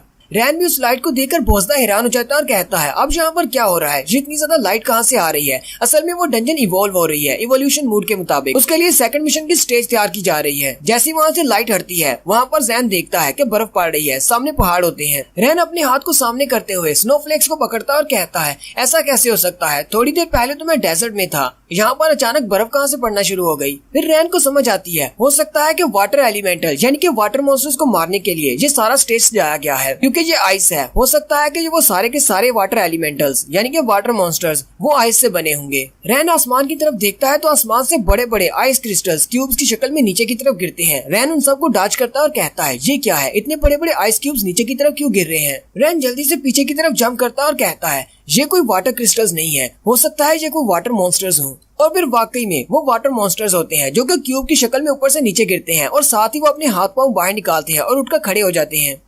रैन उन सब की तरफ देखता है और कहता है, हालांकि मैंने इस तरह के वाटर मॉन्स्टर्स के साथ पहले फाइट की हुई है, लेकिन लगता है कि इवोल्यूशन मूड की वजह से ये इवॉल्व हो गए हैं और ये भी पहले से काफी ज्यादा बड़े हो गए हैं और इनकी स्ट्रेंथ भी बढ़ गई होगी। एक वाटर मॉन्स्टर आगे बढ़ता है और रैन के ऊपर अटैक करता है, जबकि रैन पीछे की तरफ जंप करते हुए उसके ऊपर अपने स्वर्ड से अटैक करता है। रैन उसके सर के पास जाकर उसके सर पे अटैक करता है, लेकिन कुछ भी नहीं होता। रैन पीछे हट जाता है और कहता है, इनके ऊपर मेरा ब्लेड ऑफ इवोल्यूशन काम नहीं कर रहा। रैन बार बार उसके ऊपर अटैक करता है, वो मॉन्स्टर भी उस पर अटैक कर रहा होता है, वो उसे पंजा मारता है, जबकि रैन उसके बाजू पर अटैक करता है और कहता है, आखिर मेरा ब्लेड ऑफ इवोल्यूशन इसके ऊपर काम क्यों नहीं कर रहा। जब वो गौर से देखता है तो उसे पता चलता है कि इनके पास हीलिंग एबिलिटी है, ये अपनी बॉडी को उसी वक्त रीजनरेट कर लेते हैं। रैन कहता है, अर्थ मॉन्स्टर्स के मुकाबले में ये वाली फाइट बहुत ज्यादा मुश्किल होने वाली है, क्योंकि ये सारे वाटर से बने हुए हैं और वाटर को हम लोग कट नहीं कर सकते। इनके पास हीलिंग एबिलिटी है, ये अपनी बॉडी को दोबारा से रीजनरेट कर लेते हैं, इसलिए मुझे लगता है कि इन सबको मारना बहुत ज्यादा मुश्किल हो सकता है। रैन फिर से वहीं पर बैठकर हार मान लेता है और कहता है, अब मैं यहाँ पर मरने वाला हूँ, मुझसे कुछ नहीं होगा। काश मेरे पास कोई स्पेशल इफेक्ट होता या फिर कुछ स्पेशल एबिलिटी होती जिससे मैं इनको मार सकता। चाहे मैं इनके ऊपर कितना भी अटैक कर लूँ, ये अपने आप को रीजनरेट कर लेंगे, तो फिर मेरा इनसे फाइट करने का फायदा ही क्या है। रैन अपना सर झुकाकर वहीं पर बैठ जाता है, जबकि उसके सामने बहुत सारे आइस एलिमेंटल्स खड़े होते हैं। रैन अपने आप से कहता है, क्या मैं वाकई में यहाँ पर मरने वाला हूँ। उसी वक्त उसके पास विंडो ओपन होती है और उसे कहा जाता है, ये सिस्टम टिप्स हैं। पिछले मिशन में जो तुम्हें रिवार्ड मिला था, तुम उसे अपने स्वर्ड के साथ फ्यूज कर सकते हो। तुमने सारी रिक्वायरमेंट्स को पूरा कर लिया है। क्या तुम अपनी उस मिलने वाली एबिलिटी को अपनी तलवार के साथ फ्यूज करना चाहते हो या नहीं। रैन ये देखकर बहुत ज्यादा हैरान हो जाता है और कहता है, इस वक्त फ्यूजन का क्या काम है, शायद मुझे इससे कोई नई एबिलिटी मिल जाए, चलो इसको ट्राई करके देखते हैं। रैन सिस्टम से कहता है, ठीक है, उस रिवार्ड को मेरी तलवार के साथ फ्यूज कर दो। सिस्टम उसे कहता है, ठीक है, फ्यूजन प्रोग्रेस में है, बहुत ही जल्दी तुम्हारा वेपन उस एबिलिटी के साथ फ्यूज हो जाएगा। रैन अपने ब्लेड ऑफ एवोल्यूशन को सामने की तरफ करता है और उसका रिवार्ड वाला क्रिस्टल भी बाहर आ जाता है और उसके साथ फ्यूज होना शुरू हो जाता है। जैसे ही उसकी फ्यूजन कंप्लीट होती है, उसके पास विंडो ओपन होती है और उसे कहा जाता है, तुम्हारे ब्लेड ऑफ एवोल्यूशन को एक नया स्किल मिल गया है जो कि पेट्रीफाई है, लेवल 1 का। और यहीं पर इस स्किल के बारे में बताया जाता है कि पेट्रीफाई इफेक्ट क्या करता है। पेट्रीफाई इफेक्ट का मतलब है जिस चीज को भी वो टच करेगा वो पेट्रीफाई हो जाएगा, यानी वो सॉलिड हो जाएगा और 3 सेकंड के लिए उसकी रीजनरेटिव एबिलिटी खत्म हो जाएगी। रैन काफी ज्यादा खुश हो जाता है और कहता है, लगता है कि गॉड्स मेरी तरफ हैं, मुझे एक और मौका मिल गया है, अब मैं यहाँ पर नहीं मरूंगा। ये इफेक्ट काफी ज्यादा अच्छा है, मैं इन आइस मॉन्स्टर्स के ऊपर इनको यूज करके देखता हूँ। रैन अपने ब्लेड ऑफ एवोल्यूशन को लेकर अपनी नई एबिलिटी को यूज करने के लिए आगे की तरफ बढ़ता है, जबकि एक वाटर एलिमेंटल उस पर अटैक करने के लिए आगे बढ़ता है। वो अपना पंजा उसकी तरफ आगे करता है। रैन उसके पंजे के साथ अपने ब्लेड ऑफ एवोल्यूशन को टच करता है, जिसकी वजह से 3 सेकंड के लिए उसकी बॉडी पेट्रीफाई हो जाती है। वो वाटर मॉन्स्टर 3 सेकंड के लिए पत्थर का बन जाता है। रैन काफी ज्यादा खुश हो जाता है और कहता है, मेरा पेट्रीफाई इफेक्ट काम कर रहा है, और वो अपनी स्वर्ड को यूज करते हुए उसके टुकड़े टुकड़े कर देता है। इस बार टुकड़े होने के बाद वो दोबारा से अपनी बॉडी को रीजनरेट नहीं कर पाता। रैन उन सारे मॉन्स्टर से कहता है, चलो ठीक है, आ जाओ कमीनो, मैं तुम सबको एक एक करके मारूंगा, अब मेरे पास भी एक स्किल आ गया है। उसके सामने बहुत सारे वाटर मॉन्स्टर्स होते हैं। रैन बड़ी स्पीड के साथ उन सब की तरफ आगे बढ़ता है, बिल्कुल वैसे ही जैसे उसने अर्थ मॉन्स्टर्स को मारा था। वो उन सब के दरमियान में घुस जाता है और जिसको भी अपनी स्वर्ड से टच करता है वो पेट्रीफाई हो जाता है, यानी वो पत्थर का बन जाता है। फिर अपनी तलवार का अटैक करते हुए वो उनके टुकड़े कर देता है। वहाँ पर उसके सामने जितने भी वाटर मॉन्स्टर्स होते हैं, रैन उन सबको मारने के बाद कहता है, लगता है कि मैंने सभी को मार दिया, क्योंकि वहाँ पर अब कोई भी नहीं बचा होता। वो अपने सिस्टम में देखता है अपने मिशन के बारे में, तो वहाँ पर लिखा होता है, तुमने अभी तक सिर्फ 99 को मारा है, एक अभी भी रहता है। रैन अपने सिस्टम को देखकर काफी ज्यादा हैरान होता है और कहता है, लगता है कि सिस्टम में कोई एरर आ गया है, मैंने तो सब के सबको मार दिया है, यहाँ पर तो मुझे और कोई भी दिखाई नहीं दे रहा। फिर सिस्टम क्यों कह रहा है कि यहाँ पर अभी एक बाकी है। थोड़ी देर के बाद रैन जैसे पीछे की तरफ देखता है तो उसने जितने भी वाटर एलिमेंटल्स को मारा होता है उन सभी के टुकड़े इकट्ठे होते हैं और एक बन जाते हैं। वो जब गौर से देखता है तो वहाँ पर उनकी आइस क्वीन होती है। रैन उसको देखकर काफी ज्यादा घबरा जाता है और कहता है, ये तो स्नो क्वीन है, बाकी के सारे वाटर मॉन्स्टर्स को मिलाकर एक स्नो क्वीन बनी है। इस अकेली स्नो क्वीन के पास 99 मॉन्स्टर्स की पावर है, ये बहुत ज्यादा स्ट्रॉन्ग होने वाली है। नेक्स्ट एपिसोड में हम रैन और स्नो क्वीन की फाइट देखेंगे। इस एपिसोड का यहीं पर अंत होता है। एपिसोड की एक्सप्लेनेशन अच्छी लगी हो तो कमेंट करके जरूर बताइए। चैनल को सब्सक्राइब कर दें, वीडियो को लाइक और शेयर कर दें। शुक्रिया। लोन हंटर की लास्ट एपिसोड के एंड पे हमने देखा था रैन वहाँ पर मौजूद सारे के सारे वाटर मॉन्स्टर्स को मार देता है, लेकिन फिर भी उसके पास जो विंडो ओपन होती है उसमें कहा जाता है कि तुमने सिर्फ 99 को मारा है, अभी भी एक बाकी है। रैन कहता है, अब कौन सा बाकी है, यहाँ पर तो कोई भी नहीं बचा। लेकिन जैसे ही वो पीछे की तरफ देखता है तो वो सारे के सारे वाटर मॉन्स्टर जो कि मर चुके होते हैं वो सारे जुड़कर एक वाटर मॉन्स्टर बनाते हैं जो कि उनकी स्नो क्वीन होती है। और अब रैन को स्नो क्वीन के साथ फाइट करनी है जो कि इस डंजन की बॉस है। रैन वैसे तो उसे देखकर काफी ज्यादा घबरा जाता है और कहता है क्या ये भी एक हिडन बॉस है? मैंने तो सोचा था मैं बहुत ज्यादा लकी हूँ, लेकिन अब मैं इस हिडन बॉस का सामना कैसे करूंगा? ये तो बहुत ज्यादा स्ट्रॉन्ग हो सकती है। इसे देखकर तो लगता है कि सारे के सारे आइस मॉन्स्टर्स को मिलाकर ये सिंगल एक बनी है, यानी कि वो सारे के सारे 99 और ये एक। रैन कहता है ये बहुत ज्यादा मुश्किल होने वाला है, पता नहीं मैं इसको हैंडल भी कर पाऊंगा या नहीं। हालांकि मेरी स्ट्रेंथ काफी ज्यादा बढ़ चुकी है, लेकिन सारे वाटर मॉन्स्टर के साथ फाइट करने पर मेरा एचपी लेवल काफी ज्यादा कम हो चुका है। अब तो मैं अपनी हीलिंग पावर्स को भी यूज नहीं कर सकता। रैन अपने सिस्टम के अंदर जाता है और अपने पास देखता है कि शायद मेरे पास कुछ ऐसा हो जिससे मैं अपनी बॉडी को हील कर सकूं। उसके पास उसकी इन्वेंटरी में एक स्पेशल स्किल होता है जिसको हीलिंग थेरेपी कहते हैं। वो इस स्किल को एक्टिवेट करता है जिससे उसकी बॉडी इंस्टेंटली हील हो जाती है। हील होने के बाद रैन कहता है पता नहीं मैं स्नो क्वीन से जीत पाऊंगा या नहीं, या फिर मैं यहाँ पर मरने वाला हूँ, इस बात से कोई फर्क नहीं पड़ता, लेकिन मुझे ये फाइट करनी ही होगी। रैन स्नो क्वीन से कहता है चलो फिर जल्दी से इस बैटल को स्टार्ट करो और यहाँ पर आओ और मुझसे फाइट करो। मैंने बहुत सारे मॉन्स्टर्स के बहुत सारे अटैक्स को सरवाइव किया है, अगर तुम मुझे मार सकती हो तो फिर आओ और आकर मार कर दिखाओ। अगर तुम उन सारे आइस मॉन्स्टर्स को मिलाकर बनी हो तो इसका मतलब तुम भी एक वाटर मॉन्स्टर हो और वाटर मॉन्स्टर्स के ऊपर मेरा पेट्रीफाई का इफेक्ट काम करता है। रैन कहता है तो इसका मतलब मेरा पेट्रीफाई का इफेक्ट तुम्हारे पर भी काम करेगा, मैं तुम्हें पत्थर बनाकर उसी वक्त तोड़ दूंगा। फिर रैन अपने ब्लेड ऑफ इवोल्यूशन को लेकर भागता हुआ उस पर अटैक करने के लिए आगे बढ़ता है और उसके करीब जाते ही अपनी तलवार से एक स्लैश लगाता है और कहता है चलो अब जल्दी से पत्थर बन जाओ। लेकिन जैसे ही वो उसके ऊपर स्लैश लगाता है वो ये देखकर बहुत ज्यादा हैरान हो जाता है, उसका पेट्रीफाई इफेक्ट स्नो क्वीन के ऊपर काम नहीं कर रहा होता। रैन कहता है शायद इसकी डिफेंसिव पावर बहुत ज्यादा है, इसी वजह से मेरा पेट्रीफाई का इफेक्ट इसके ऊपर काम नहीं किया।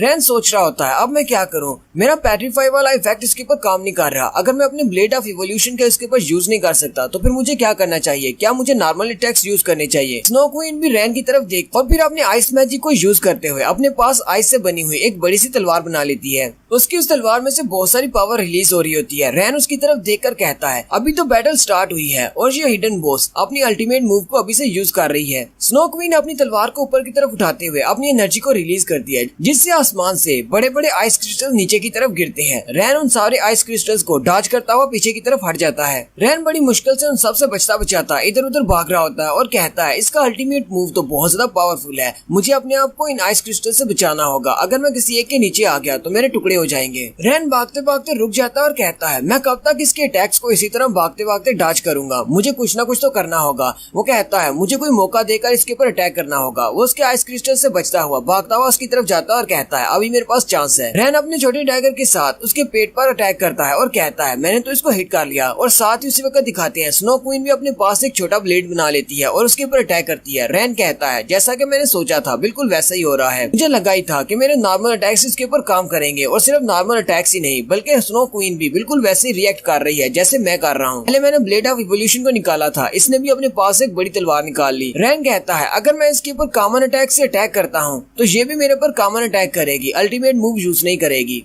रैन कहता है अब मैंने सिर्फ इतना सा काम करना है, मैंने इसके ऊपर कॉमन अटैक्स करने हैं लेकिन इसके अटैक से अपने आप को बचाना है क्योंकि अगर इसने मुझ पर अटैक किया तो मेरी एचपी बहुत ज्यादा लो हो जाएगी। रैन उसके ऊपर बार बार अटैक करता है, वो अपने सामने एक शील्ड बना लेती है। रैन कहता है अगर मैं अपने कॉम्बो मूव को यूज करता हूँ यानी अपने पंचीस और स्वर्ड को मिलाकर इसके ऊपर अटैक करता हूँ तो क्या पता मेरा कॉम्बो मूव इसके अल्टीमेट अटैक से ज्यादा पावरफुल बन जाए। और साथ ही रैन आगे बढ़ता है और उसके ऊपर अपने कॉम्बो मूव को यूज करना स्टार्ट करता है, यानी कि उसके हाथ में उसका ब्लेड ऑफ इवोल्यूशन होता है और दूसरे हाथ से वो उसका पंच मार रहा होता है। वो बार बार अपने कॉम्बो मूव को यूज करता है और साथ ही साथ उसकी गिनती भी चल रही होती है, यानी कि उसने पहले एक कॉम्बो यूज किया, फिर दूसरा मूव, फिर तीसरा, फिर चौथा और इस तरह वो करते करते बहुत सारे कॉम्बो मूव्स यूज करता है। यहाँ तक कि उसके काउंट को दिखाते हैं कि उसने 80 कॉम्बो मूव्स को यूज कर लिया है। नेक्स्ट सीन में वो 450 तक पहुंच जाता है और नेक्स्ट सीन में वो 4932 पर पहुंच जाता है, फिर 6731 पर पहुंच जाता है, यानी कि उसने इतनी बार उसके ऊपर कॉम्बो मूव को यूज किया है। रैन बार बार उसके ऊपर कॉम्बो मूव को यूज कर रहा होता है यहाँ तक कि वो 9099 पर पहुंच जाता है। और लास्ट पर जाकर जब वो अपना 10,000 वाला कॉम्बो मूव यूज करता है तो उसी वक्त उसके पास विंडो ओपन होती है और कहा जाता है कंग्रेचुलेशन, तुमने अपने फर्स्ट 10,000 कॉम्बो मूव्स को यूज कर लिया है, इसलिए तुम्हारा एक special deadly attack mode activate हो गया है। साथ ही इस अटैक के बारे में बताया जाता है कि ये अटैक किस तरह काम करेगा। उसमें ये होता है कि जब भी तुम अपने दुश्मन पर अटैक करोगे तुम्हारे अटैक की जितनी भी डिफेंसिव पावर है वो 10% में कम हो जाएगी, लेकिन इस अटैक के साथ साथ तुम्हारी 1% हेल्थ भी कम होती जाएगी। रैन अपने नए इस स्किल को लेकर काफी ज्यादा खुश होता है और हंसते हुए कहता है लगता है गॉड वाकई में मेरी साइड पर है। उसे भी लगा होगा कि मैं स्नो क्वीन को कैसे हराऊंगा, इसीलिए उसने मुझे एक नया स्किल दे दिया। चलो फिर इस डेडली अटैक स्किल को यूज करके देख कि मैं स्नो क्वीन को हरा सकता हूँ या नहीं। रैन स्नो क्वीन से कहता है चलो फिर अब देखते हैं तुम मेरे कितने ज्यादा अटैक्स को रेजिस्ट कर पाती हो। स्नो क्वीन भी उसकी तरफ देखती है और वो भी काफी ज्यादा गुस्सा हो जाती है।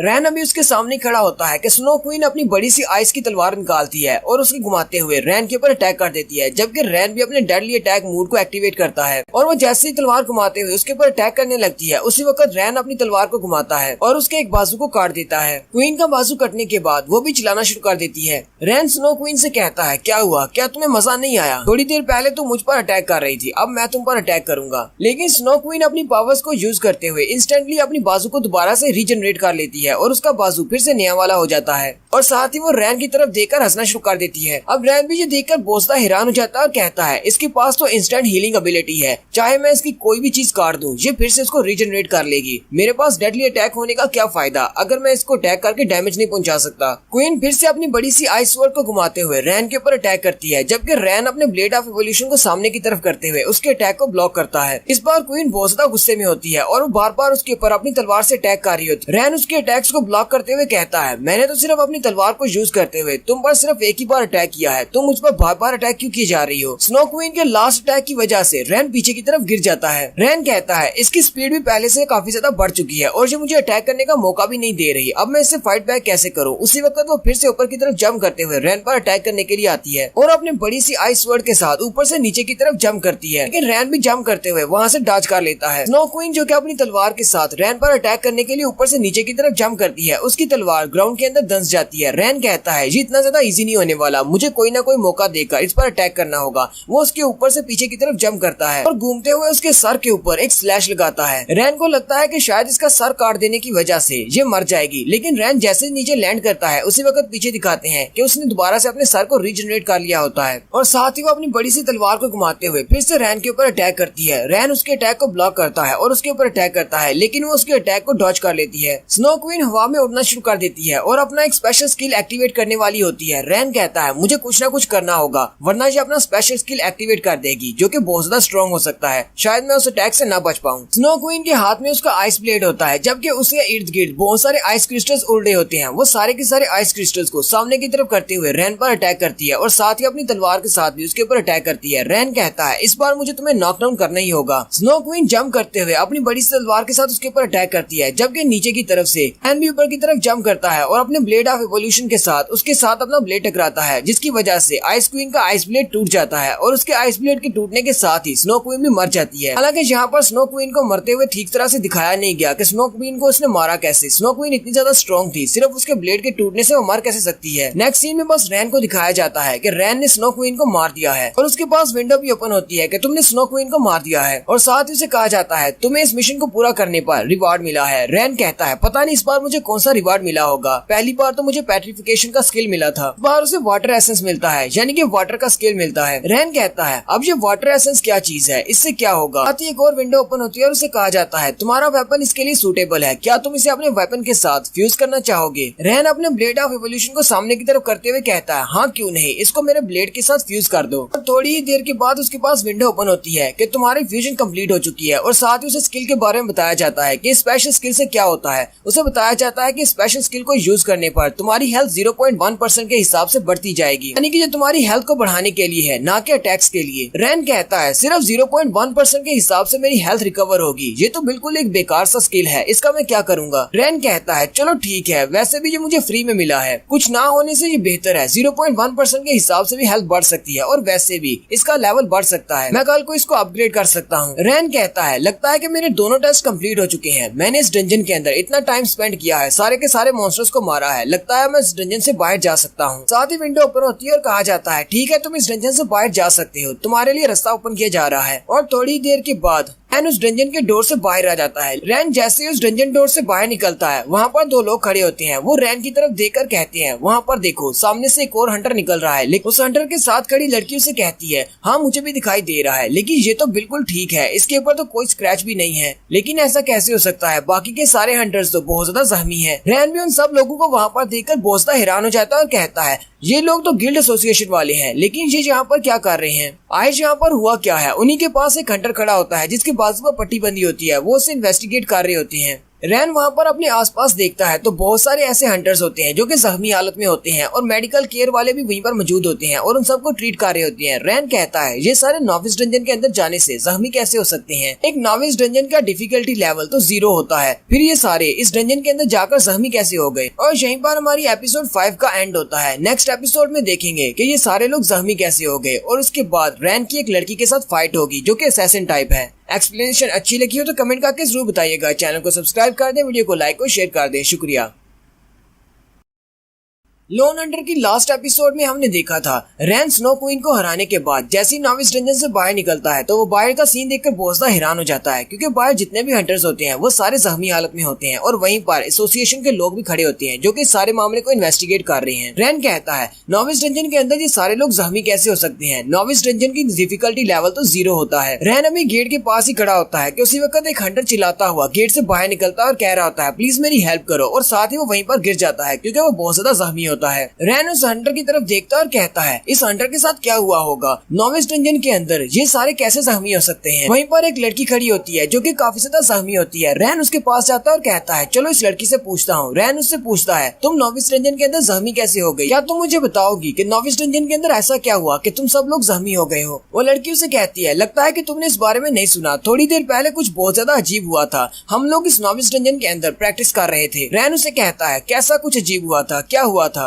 लड़की उसे कहती है, कुछ घंटे पहले मैं अपनी टीम को लेकर इस डंजन के अंदर गई थी। हम सब लोग प्रैक्टिस और ट्रेनिंग करने के लिए गए थे क्योंकि हम सब लोग बहुत ही वीक हंटर्स हैं। हमें अच्छी तरह से पता है कि नॉविस डंजन के अंदर जितने भी मॉन्स्टर्स हैं वो बहुत ज्यादा वीक हैं और हम सब लोग उनके साथ प्रैक्टिस कर सकते हैं। जैसे ही हमारी टीम वहाँ पर पहुंची तो कुछ बहुत ज्यादा अजीब हुआ और वो मॉन्स्टर्स जो थे वो बहुत बड़े हो गए। हमारा सामना वुड एलिमेंटल्स के साथ हुआ था, यानी कि वो दरख्तों से बने हुए मॉन्स्टर्स थे। जो मॉन्स्टर पहले छोटे छोटे थे वो हमारे सामने ही बड़े बड़े मॉन्स्टर्स बन गए और उनकी स्ट्रेंथ भी बहुत ज्यादा बढ़ गई। वहाँ पर हमारे सामने एक काला सा धुआं आ गया। हमें ऐसा महसूस हुआ कि यहाँ पर कुछ बहुत ज्यादा अजीब हो रहा है, इसलिए हम सब लोग वापस आने वाले थे। लेकिन जैसे हम लोग वहाँ से वापस निकलने लगे वो सारे मॉन्स्टर्स ने हम पर अटैक कर दिया। वहाँ पर बहुत सारे थे, तकरीबन 100 मॉन्स्टर्स होंगे। उन मॉन्स्टर्स के अटैक इतने ज्यादा पावरफुल थे कि हम में से कोई भी उनके सामने टिक नहीं पाया। हम सब लोग वहाँ से सिर्फ भाग ही सकते थे और भागते हुए मैं भी बहुत ज्यादा जख्मी हो गई। हम सारे लोग उस डंजन के अंदर मरने ही वाले थे कि हमारी डंजन का टाइम लिमिट ऑफ हो गया और हम सब लोग अपने आप डंजन से बाहर आ गए। अगर डंजन का टाइम लिमिट ऑफ नहीं होता तो हम सब लोग किसी डंजन के अंदर उन मॉन्स्टर्स के हाथों मारे जाते। हमें नहीं पता कि वहाँ पर ऐसा अजीब क्या हुआ था, लेकिन जैसे ही हमारे सामने वो काला धुआं आया वो सारे के सारे छोटे मॉन्स्टर्स जो कि बहुत ज्यादा वीक थे वो बहुत ज्यादा पावरफुल और बड़े जायंट बन गए। रैन उसकी बात सुनने के बाद सोच रहा होता है, अच्छा तो ये सब कुछ घंटे पहले हुआ है जब मैं डंजन के अंदर गया था। रैन कहता है, कहीं ऐसा तो नहीं कि मेरे इस डंजन के अंदर जाने की वजह से डंजन का एवोल्यूशन मूड एक्टिवेट हुआ था और मेरे साथ जितने भी लोग डंजन के अंदर थे उन सभी को भी एवोल्यूशन मूड के मॉन्स्टर्स के साथ सामना करना पड़ा। रैन कहता है, अगर वाकई में ऐसी बात है तो इसका मतलब मैं किसी टीम के साथ डंजन के अंदर नहीं जा सकता। आज के बाद मुझे अकेले ही किसी डंजन के अंदर जाना होगा। मुझे बहुत ज्यादा एहतियात करना होगी कि जब मैं डंजन के अंदर जाऊं उस डंजन के अंदर दूसरा कोई नहीं होना चाहिए। रैन उस लड़की से कहता है, चलो ठीक है, तुमने मुझे सारी बात एक्सप्लेन की, तुम्हारा बहुत बहुत शुक्रिया। वहीं पर बहुत सारे हंटर्स आ जाते हैं। ये सब लोग एक गिल्ड की तरफ से हैं। वो सारे उन सब से कह रहे होते हैं, जल्दी से रास्ते से हट जाओ। हंटर एसोसिएशन वालों ने हमारे गिल्ड को यहाँ पर भेजा है इस सारे केस को हैंडल करने के लिए। उन हंटर गिल्ड वालों का मैनेजर भी उनके साथ ही होता है। वो उन सब से कह रहा होता है, प्लीज साइड पर हट जाएं, हमें इस मसले को इन्वेस्टिगेट करने दें। वो सारे हंटर्स उनको देखकर पहचान लेते हैं और कहते हैं, ये तो हांगटू गिल्ड वाले हैं। इस शहर में सबसे बड़ा गिल्ड इन्हीं का है, लेकिन इनके गिल्ड के पास सबसे ज्यादा पावरफुल हंटर्स हैं और ये लोग यहाँ पर बहुत सारे हंटर्स को अपने साथ लेकर आए हैं। उनका मैनेजर अपनी टीम को मैनेज करते हुए कहता है, सारे हीलर्स जल्दी से आगे बढ़ो और जहाँ पर जितने भी हंटर जख्मी है उन सबको हील करो, जबकि अटैक टाइप वाले जितने भी हैं इन्वेस्टिगेशन टीम के साथ शामिल हो जाओ और इस डंजन के अंदर जाकर देखो अंदर क्या अजीब हो रहा है। रैन कहता है, यहाँ पर तो बहुत सारे लोग हैं,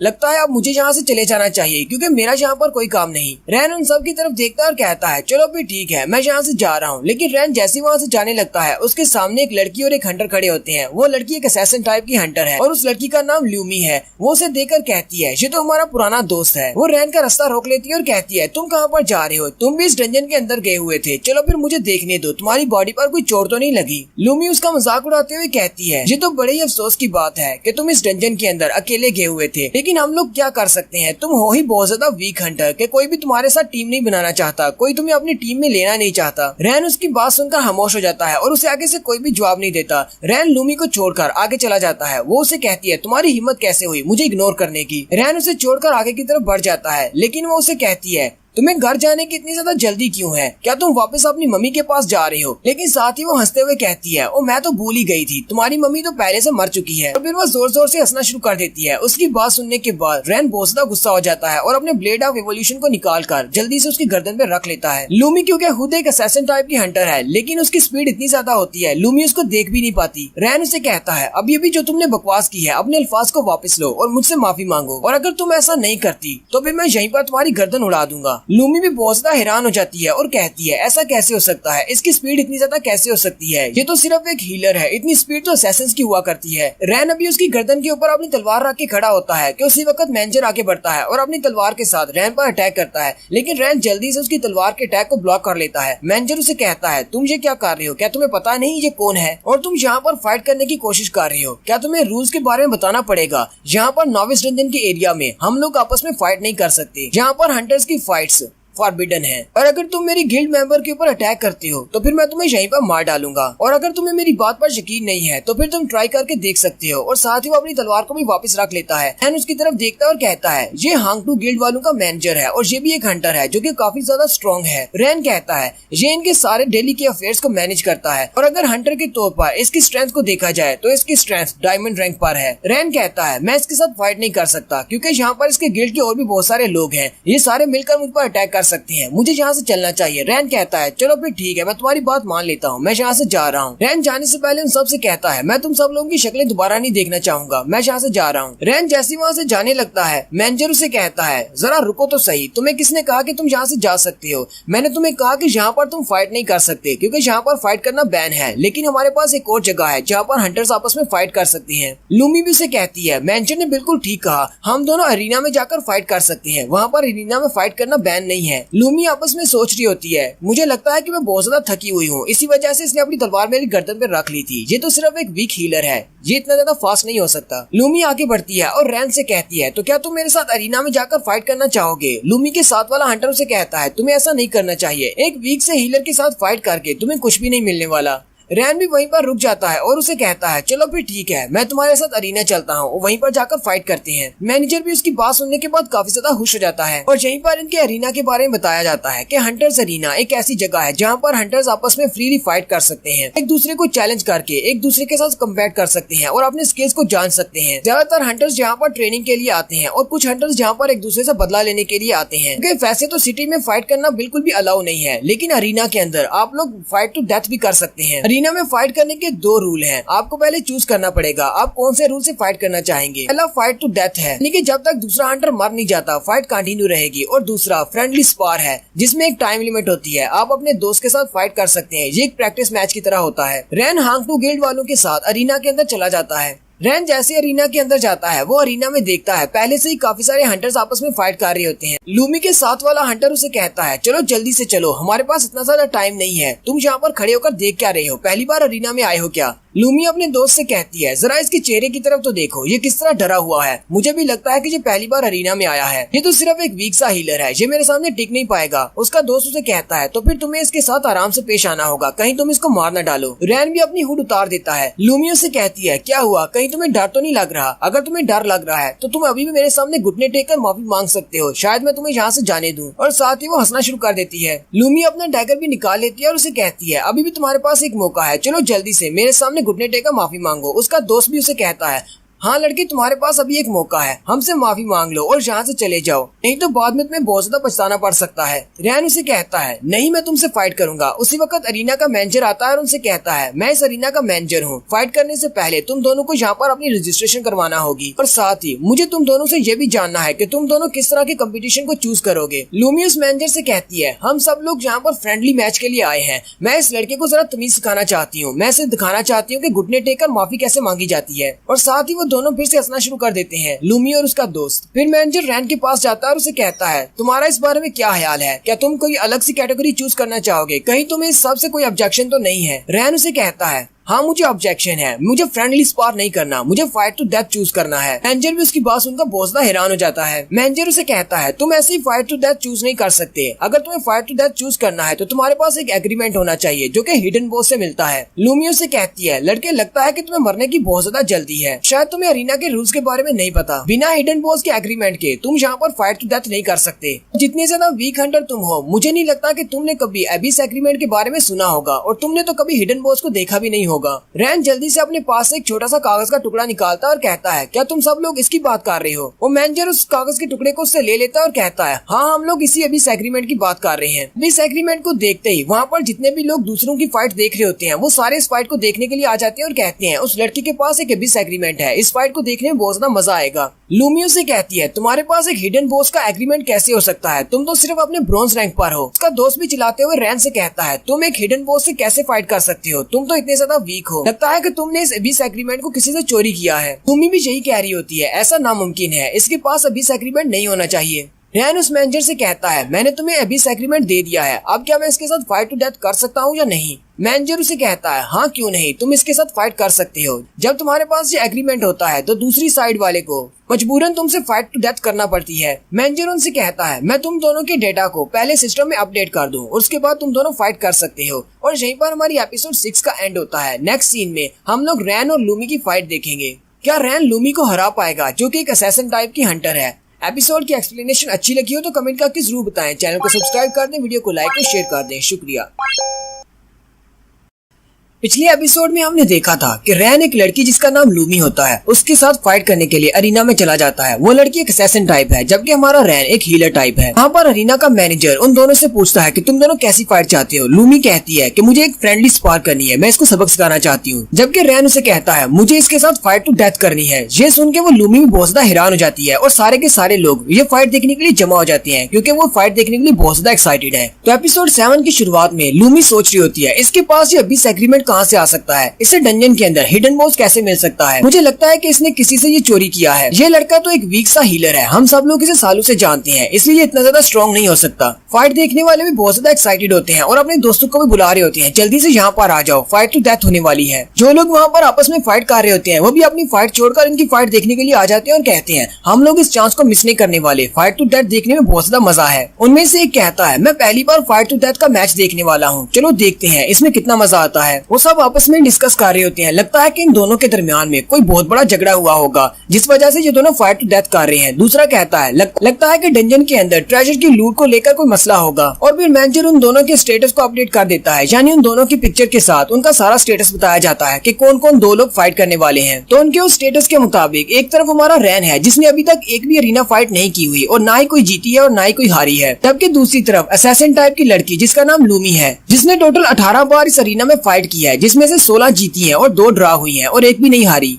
लूमी उससे कहती है अब तुमने जबकि मेरे स्टेटस को देख लिया है, क्या तुम्हें पता चला कि मैं कितनी बार जीत चुकी हूँ। अगर तुम्हें अपने फैसले पर पछतावा हो रहा है फाइट टू डेथ मैच के लिए तो फिर फिक्र मत करो, मैं तुम्हारी बॉडी को डिस्टॉर्ट नहीं करूंगी। वो सारे लोग जो कि फाइट देखने के लिए आए होते हैं वो उनके स्टेटस देखने के बाद कहते हैं ये लड़का तो एक हीलर है, क्या यहाँ पर कोई मजाक हो रहा है, एक हीलर किसी असैसिन के साथ कैसे फाइट कर सकता है। हमें तो लगा था ये फाइट बहुत ज्यादा इंटरेस्टिंग होगी, इस फाइट को देखने में कोई भी मजा नहीं है, हम सब लोग वापस जा रहे हैं, ये लड़का तो बस यहाँ पर मरने के लिए आया है, ये फाइट तो स्टार्ट होने से पहले ही खत्म हो जाएगी। लूमी भी बहुत ज्यादा एक्साइटेड हो जाती है और अपने वेपन को सामने करते हुए कहती है छोटे लड़के तो फिर मैं इस फाइट को स्टार्ट करने वाली हूँ। लूमी अपना डैगर निकाल लेती है और उस पर अटैक करने के लिए रेडी होती है, जबकि रैन उसे कहता है तुम सब लोग बहुत ज्यादा बकवास करते हो, तुम्हें क्या लगता है कि मैं इतना ज्यादा वीक हूँ कि तुम लोग मुझे देख भी नहीं सकते कैसे मैं फाइट करता हूँ? रैन अपना ब्लेड ऑफ इवोल्यूशन निकाल लेता है और उसे कहता है चलो जल्दी से आओ और मुझ पर अटैक करके दिखाओ। लूमी उसे कहती है लगता है कि तुम्हें मरने की बहुत ज्यादा जल्दी है। लूमी क्योंकि एक असैसिन टाइप की हंटर है इसलिए वो बड़ी स्पीड के साथ स्टार्ट लेती है और उसकी तरफ आगे बढ़ती है। जबकि वहीं पर इस मैच को देखने वाले लोगों की भीड़ में एक लड़की को दिखाते हैं जिसका नाम जाओबाई है। लड़की मैच के स्टार्ट होते ही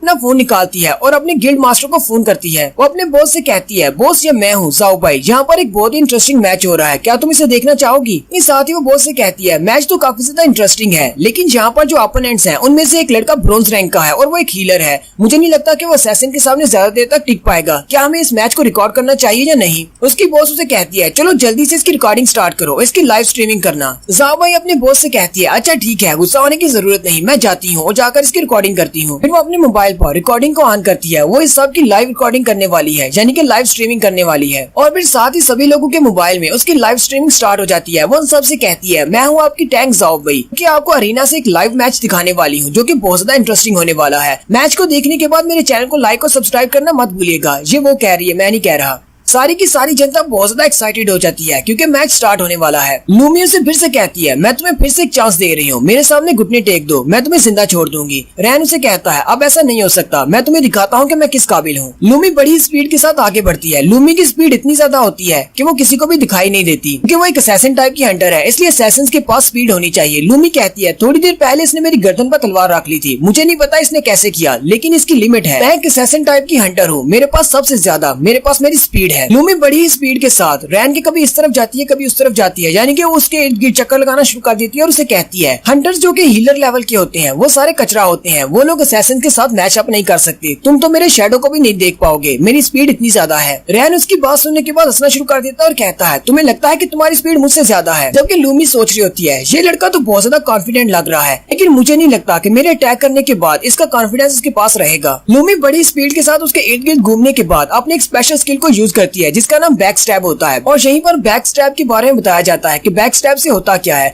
बैक स्टैब में ये होता है कि उसे बैक साइड से अटैक करना होता है और इसकी वजह से उसकी अटैक पावर 15% तक बढ़ जाती है और साथ ही उसका जो टारगेट होता है वो 1.5 सेकंड्स के लिए वहीं पर स्टन हो जाता है यानी कि अपनी जगह से हिल नहीं पाता। लूमी अपने दोनों डैगर्स को लेकर बैक स्टैब करती है लेकिन हमारा हीरो वहाँ से साइड पे हो जाता है यानी कि वो उसे डॉज कर लेता है। देखने वाले सारे बहुत ज्यादा हैरान हो जाते हैं और कहते हैं ऐसा कैसे हो सकता है, क्या इसने अभी भी बैक स्टैब को डॉज कर लिया? आखिर एक हीलर इतना ज्यादा तेज कैसे हो सकता है कि ये एक असैसिन के बैक स्टैब को डॉज कर सके? लूमी भी काफी ज्यादा हैरान होती है और कहती है ऐसा कैसे हो सकता है, क्या इसने मेरे बैक स्टैब मूव को पहले से देख लिया था? लेकिन ये तो सिर्फ एक हीलर है, इसके पास इतनी स्पीड नहीं है। रैन जो कि उसके पीछे खड़ा होता है उसे कहता है तो ये तुम्हारी स्पीड है जिसके बारे में तुम बहुत बड़ी लंबी लंबी छोड़ रही थी, तुम्हारी ये स्पीड मेरे सामने तो गूंगे की स्पीड से भी कम है। लूमी उसकी पावर लेवल को महसूस करते हुए कहती है ये तो सिर्फ अपने ब्रोंज लेवल पर है और साथ ही वो फिर से उठकर खड़ी हो जाती है और कहती है लड़के इस बार तुम बहुत ज्यादा लकी थे जो तुमने मेरे अटैक को डॉज कर लिया लेकिन अगली बार नहीं हो पाएगा। साथ ही वो अपनी और उसके स्टेटस के बारे में देखती है और उसका लेवल और उसकी स्ट्रेंथ को देखती है। हालांकि रैन का लेवल उससे ज्यादा है लेकिन उसकी स्ट्रेंथ उससे बहुत ज्यादा कम है क्योंकि वो एक हीलर है। असैसिन टाइप के सामने उसकी स्ट्रेंथ उससे बहुत ज्यादा कम है। लूमी उसे कहती है मैं तो अपने वेपन्स के बिना भी अपनी स्ट्रेंथ से ही इसको क्रश कर सकती हूँ। अपने दोनों डैगर्स को पीछे की तरफ कर लेती है और उसे पंच मारने के लिए आगे बढ़ती है और कहती है मेरा रैंक इससे हाई है, ये ब्रोंज रैंक पे है, मैं गोल्ड रैंक पे हूँ। वो बड़ी स्पीड के साथ आगे बढ़ती है और रैन को एक जबरदस्त पंच मारती है लेकिन रैन उसके पंच को अपने एक ही हाथ से रोक लेता है और कहता है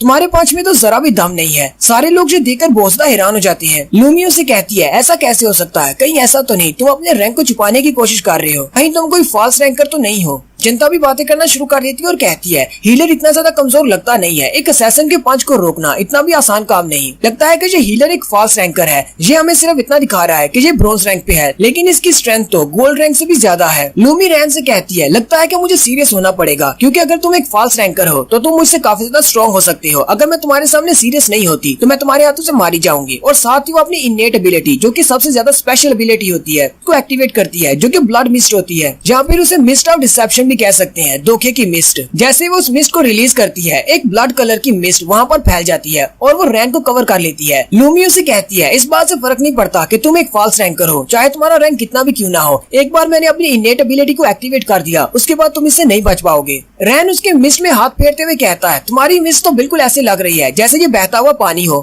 फिर वो अपने ब्लेड ऑफ इवोल्यूशन को सामने की तरफ करते हुए कहता है सॉरी पर तुम्हारी ये इननेट एबिलिटी मेरे सामने बिल्कुल बेकार है क्योंकि ये एबिलिटी नहीं ये तो कचरा है। और साथ ही वो अपने पेट्रिफिकेशन के इफेक्ट को एक्टिवेट करता है और अपने स्वर्ड को उस मिस्ट में घुमाना शुरू कर देता है। पेट्रिफिकेशन आपको याद होगी, ये जिस भी चीज को टच करेगा वो पत्थर बन जाएगी। देखने वाली जनता भी जो देखकर बहुत ज्यादा हैरान हो जाती है और कहती है आखिर ये लड़का करने की क्या कोशिश कर रहा है, क्या ये अपनी तलवार को पंखा बनाकर इस सारी मिस्ट को यहाँ पर हवा देकर उड़ाने की कोशिश कर रहा है। इस लड़के को देखकर लगता तो नहीं ये इस फाइट के लिए सीरियस है। उनमें से एक लड़की उनसे कहती है जरा गौर से देखो, क्या तुमने नोटिस नहीं किया उसके इर्द गिर्द जो ब्लड मिस्ट है वो कम होती जा रही है। वो सारे हंटर ये देखकर बहुत ज्यादा चौंक जाते हैं और कहते हैं ऐसा कैसे हो सकता है, हमने तो कभी इस बारे में सोचा ही नहीं था कि अपनी तलवार को पंखा बनाकर हम इसकी मिस्ट को उड़ा सकते हैं। अगर ये लड़का इस तरह का कोई आइडिया इस्तेमाल करके एक असैसिन को हरा सकता है तो ये तो बहुत बड़ा जोक होगा। लेकिन असल में वो ये बात नहीं देख पा रहे होते कि वो अपनी तलवार को घुमाते हुए उस मिस्ट के साथ अपनी तलवार को टच कर रहा होता है। जहाँ भी वो मिस्ट को टच करता है वो मिस्ट पत्थर बन के नीचे गिरती जाती है। लूमी भी काफी ज्यादा घबरा जाती है और कहती है ऐसा कैसे हो सकता है, तुमने मेरी इननेट एबिलिटी को कैसे कैंसिल कर दिया। मेरी इननेट एबिलिटी के सामने तो बड़े बड़े असैसिन भी नहीं टिक पाते।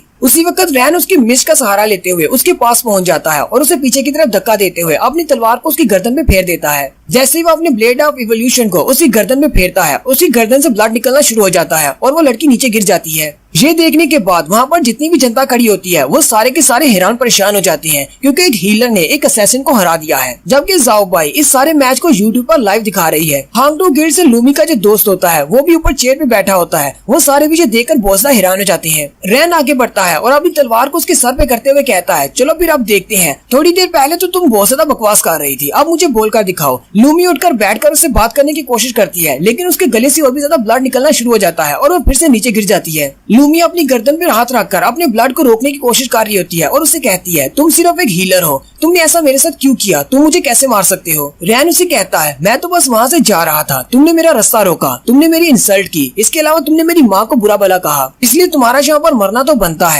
लूमी उसे कहती है तो क्या सिर्फ ये सब कुछ इसीलिए था कि मैंने तुम्हारा रास्ता रोका। सिर्फ इतनी बात करती है और वहीं पर बेहोश हो जाती है क्योंकि उसका ब्लड बहुत ज्यादा बह जाता है। और इसी के साथ रैन के पास विंडो ओपन होती है और उसे कहा जाता है कि तुमने अपने ओपोनेंट को हरा दिया है और तुम्हारे पास एक नई एबिलिटी आ गई है, अब तुम एक असैसिन की तरह डबल ब्लेड यूज कर सकते हो। रैन भी ये देखकर बहुत ज्यादा हैरान हो जाता है और कहता है तो इसका मतलब मैं दूसरे हंटर्स को मारने से उनकी एबिलिटीज भी ले सकता हूँ, ये तो बहुत ही अच्छा हो गया। नोटिस बोर्ड के ऊपर भी जहाँ पर उन दोनों की पिक्चर्स होती हैं उनमें लूमी की पिक्चर के ऊपर क्रॉस लगा दिया जाता है, यानी कि लूमी इस मैच को हार चुकी है। लूमी का दोस्त जो कि वहाँ पर बैठकर ये सारा मैच देख रहा होता है वो भी काफी ज्यादा गुस्सा हो जाता है और कहता है अब मैं क्या करूँ, मैं गिल्ड मास्टर को जाकर इस सारी बात को कैसे एक्सप्लेन करूंगा कि हमारी असैसिन एक हीलर से हार गई। जाओ भाई अपने सारी ऑडियंस को बताती है कि जहाँ पर अभी बहुत ही इंटरेस्टिंग मैच हुआ है, एक लड़का जो कि एक हीलर है, एक ब्रॉन्ज रैंक का हीलर, उसने एक असैसिन को हरा दिया है और उसकी इनेट एबिलिटी को हराते हुए उसे इतना ज्यादा जख्मी कर दिया है कि वो उसे मारने वाला है। क्या ये वाकई में एक ब्रॉन्ज रैंक का हीलर है या फिर एक फॉल्स रैंकर है जिसने अपने रैंक को हमसे छुपाया हुआ है। यहीं पर हम लोग एपिसोड 7 को एंड करते हैं। नेक्स्ट एपिसोड में देखेंगे क्या वाकई में रैन उस लड़की को मार डालेगा जो कि जख्मी हालत में उसके सामने पड़ी है, और लूमी को मारने के बाद क्या हांगडू गिल्ड वाले रैन को बस ऐसे जाने देंगे। ये सब कुछ हम लोग नेक्स्ट एपिसोड में देखेंगे। एक्सप्लेनेशन अच्छी लगी हो तो कमेंट करके जरूर बताइएगा। चैनल को सब्सक्राइब कर दें, वीडियो को लाइक और शेयर कर दें। शुक्रिया। हेलो गाइस, कैसे हैं आप सब लोग। लोन हंटर के एपिसोड 8 के साथ हाजिर हूँ। अगर अभी तक किसी ने मेरे चैनल को सब्सक्राइब नहीं किया हो तो चैनल को सब्सक्राइब कर दें, वीडियो को लाइक और शेयर कर दें। शुक्रिया। एपिसोड की शुरुआत में सिटी के बाहर का सीन दिखाया जाता है जहाँ पर बड़ी बड़ी स्क्रीन लगी होती हैं और उन सारी बड़ी स्क्रीन के ऊपर लाइव स्ट्रीमिंग दिखाई जा रही होती है जो कि जाओबाई कर रही है। रैन और लूमी के दरमियान में फाइट एंड हो चुकी है। रैन ने लूमी को बहुत ज्यादा जख्मी कर दिया है जिसकी वजह से वो नीचे गिर गई है। अब वो मजीद फाइट नहीं कर सकती, यानी कि रैन इस फाइट को जीत चुका है। उन स्क्रीन के बाहर खड़े जितने भी लोग इस मैच को देख रहे हैं वो सारे बहुत ज्यादा हैरान होते हैं और कहते हैं ऐसा कैसे हो सकता है, ये तो सिर्फ एक हीलर है जो कि अपने ब्रॉन्ज रैंक में है, ये लड़का एक असैसिन को कैसे हरा सकता है। फिर अरीना के अंदर का सीन दिखाया जाता है। अंदर की जितनी भी ऑडियंस होती है, यानी जितनी भी जनता वहाँ पर खड़ी होती है, वो सारे नारे लगाना शुरू कर देते हैं और कहते हैं इसको मार डालो। ये फाइट टू डेथ वाला मैच था, इसलिए वो सारी चाहते हैं रैन इस लड़की को मार दे। जाओबाई कहती है जैसा कि आप सब लोग देख सकते हैं यहाँ पर हमारी जितनी भी ऑडियंस है वो बहुत ज्यादा एक्साइटेड है और सारे लोग यही चाहते हैं कि रैन इस लड़की को मार डाले। लूमी जमीन पर जख्मी हालत में पड़ी होती है जबकि रैन अपनी ब्लेड ऑफ इवोल्यूशन को उसके सामने करके वहीं पर खड़ा होता है और कहता है जबकि तुम्हारी हालत इतनी ज्यादा खराब है कि तुम उठ भी नहीं पा रही, तुम्हारी जिंदगी मेरे हाथ में है, मैं किसी वक्त भी तुम्हें मार सकता हूँ, क्या तुम मेरे सामने घुटने टेकर माफी नहीं मांगना चाहोगी। लूमी हल्के से उठती है और उसके सामने अपना सर झुकाते हुए कहती है प्लीज मुझे माफ कर दो, मैं तुमसे माफी मांगती हूँ जो भी मैंने तुम्हारे साथ किया है। रैन उसे कहता है मैं तुम्हें किस लिए माफ कर दूं, अगर तुम मेरी जगह पर होती तो अब तक तुम्हें मर चुका होता। मैं तो बस उस नॉफिस डंजन से बाहर निकलकर अपने घर की तरफ जा रहा था, तुमने वहाँ पर बकवास की, तुमने मेरी माँ को बुरा भला कहा, तुमने मेरी इंसल्ट की, जबकि तुमने जो कर दिया है अब सिर्फ माफी से काम नहीं चलेगा, तुम्हें इन सारे लोगों के सामने अपनी इंसल्ट करना होगी, तुम्हें इन सारे लोगों के सामने कहना है कि मैं एक कुतिया हूँ और बहुत ही बुरी कुतिया हूँ, ताकि तुम्हें इस बात का अंदाजा हो सके कि आज के बाद किसी भी राह चलते को नहीं छेड़ना। अगर तुम एक असैसिन टाइप हो इसका मतलब ये नहीं कि तुम किसी भी कमजोर से हंटर को तंग कर सकती हो। सारे लोग जो कि घरों में बैठकर भी अपने मोबाइल्स पर इस सारे मैच को लाइव देख रहे हैं, वो सारे लोग काफी ज्यादा एक्साइटेड हो जाते हैं। रैन उसे कहता है चलो जल्दी से अपना फैसला करो, क्या तुम वही करोगी जो मैंने तुमसे कहा है या फिर तुम मेरे हाथों से मरना चाहती हो। लूमी उसे कहती है ठीक है मुझे समझ आ गई, कहती हूँ। लूमी जैसे ही उठकर उससे कहने लगती है उसी वक्त ऊपर का सीन दिखाते हैं। उसके गिल्ड का जो दोस्त ऊपर बैठा होता है वो बहुत ज्यादा गुस्सा हो जाता है और उनसे कहता है साइड पर हटो, मैं उसे बचाने के लिए जा रहा हूँ। उसके साथी उसे कहते हैं बिग ब्रो तुम्हें वहाँ पर नहीं जाना चाहिए। अब जबकि लूमी उससे हार चुकी है और अगर लूमी लाइव स्ट्रीम में उससे माफी मांगती है तो हमारे गिल्ड का नाम खराब हो जाएगा, बॉस तो और भी ज्यादा गुस्सा हो जाएंगे। जबकि यहीं पर जाओ बाई की बॉस का भी सीन दिखाते हैं जो कि अपने घर में बैठी अपने मोबाइल में सारी लाइव स्ट्रीमिंग देख रही है। लूमी रैन से कहती है ठीक है मैं कहती हूँ मैंने गलती की थी, मैं कुतिया हूँ और बहुत ही बुरी कुतिया हूँ। जाओ माई की बॉस कहती है ये लड़का तो वाकई में बहुत ज्यादा स्पेशल है, इस लड़के ने तो हमारी लाइव स्ट्रीमिंग का सारा रिकॉर्ड तोड़ दिया। के साथ एक और लड़की खड़ी होती है और बॉस से कहती है बॉस आपने बिल्कुल ठीक कहा, हमारे व्यूज बहुत ज्यादा बढ़ गए हैं, इतने व्यूज तो हमें किसी भी वीडियो पर नहीं आए। बॉस उसे कहती है यहाँ पर सिर्फ व्यूज की बात नहीं हो रही, जरा गौर से देखो इस लड़के की तरफ, वो सिर्फ एक ब्रॉन्ज रैंक का हीलर है फिर भी उसने एक असैसिन को हरा दिया है, हमें थोड़ा बड़ा सोचना चाहिए। वो लड़की उसे कहती है बॉस आपके कहने का क्या मतलब है, ये लड़का रैंकिंग को चेंज करने वाला है। बॉस उसे कहती है हाँ बिल्कुल तुमने बिल्कुल ठीक सोचा है, यही लड़का हमारा टिकट बनेगा गिल्ड को रिवाइव करने के लिए। हम लोग इस लड़के की मदद से अपने गिल्ड को फिर से ऊंचा नाम दे सकते हैं। नेक्स्ट सीन अरीना के बाहर का दिखाया जाता है। जब लूमी वो सब कुछ कर देती है रैन उसको जिंदा छोड़ देता है और वो बाहर आ जाता है। बाहर सारे लोग उसे घेर लेते हैं और कहते हैं तुम तो वाकई में बहुत बड़े जीनियस हो। कुछ हीलर उसे कहते हैं तुम हमारे हीलर्स के लिए रोल मॉडल हो। एक लड़का उसे कहता है प्लीज मुझे अपना वी चैट का नंबर दे दो, मैं तुम्हें अपने ग्रुप में ऐड करना चाहता हूँ। जबकि रैन उन सब की बातें सुनने के बाद आगे बढ़ जाता है और कहता है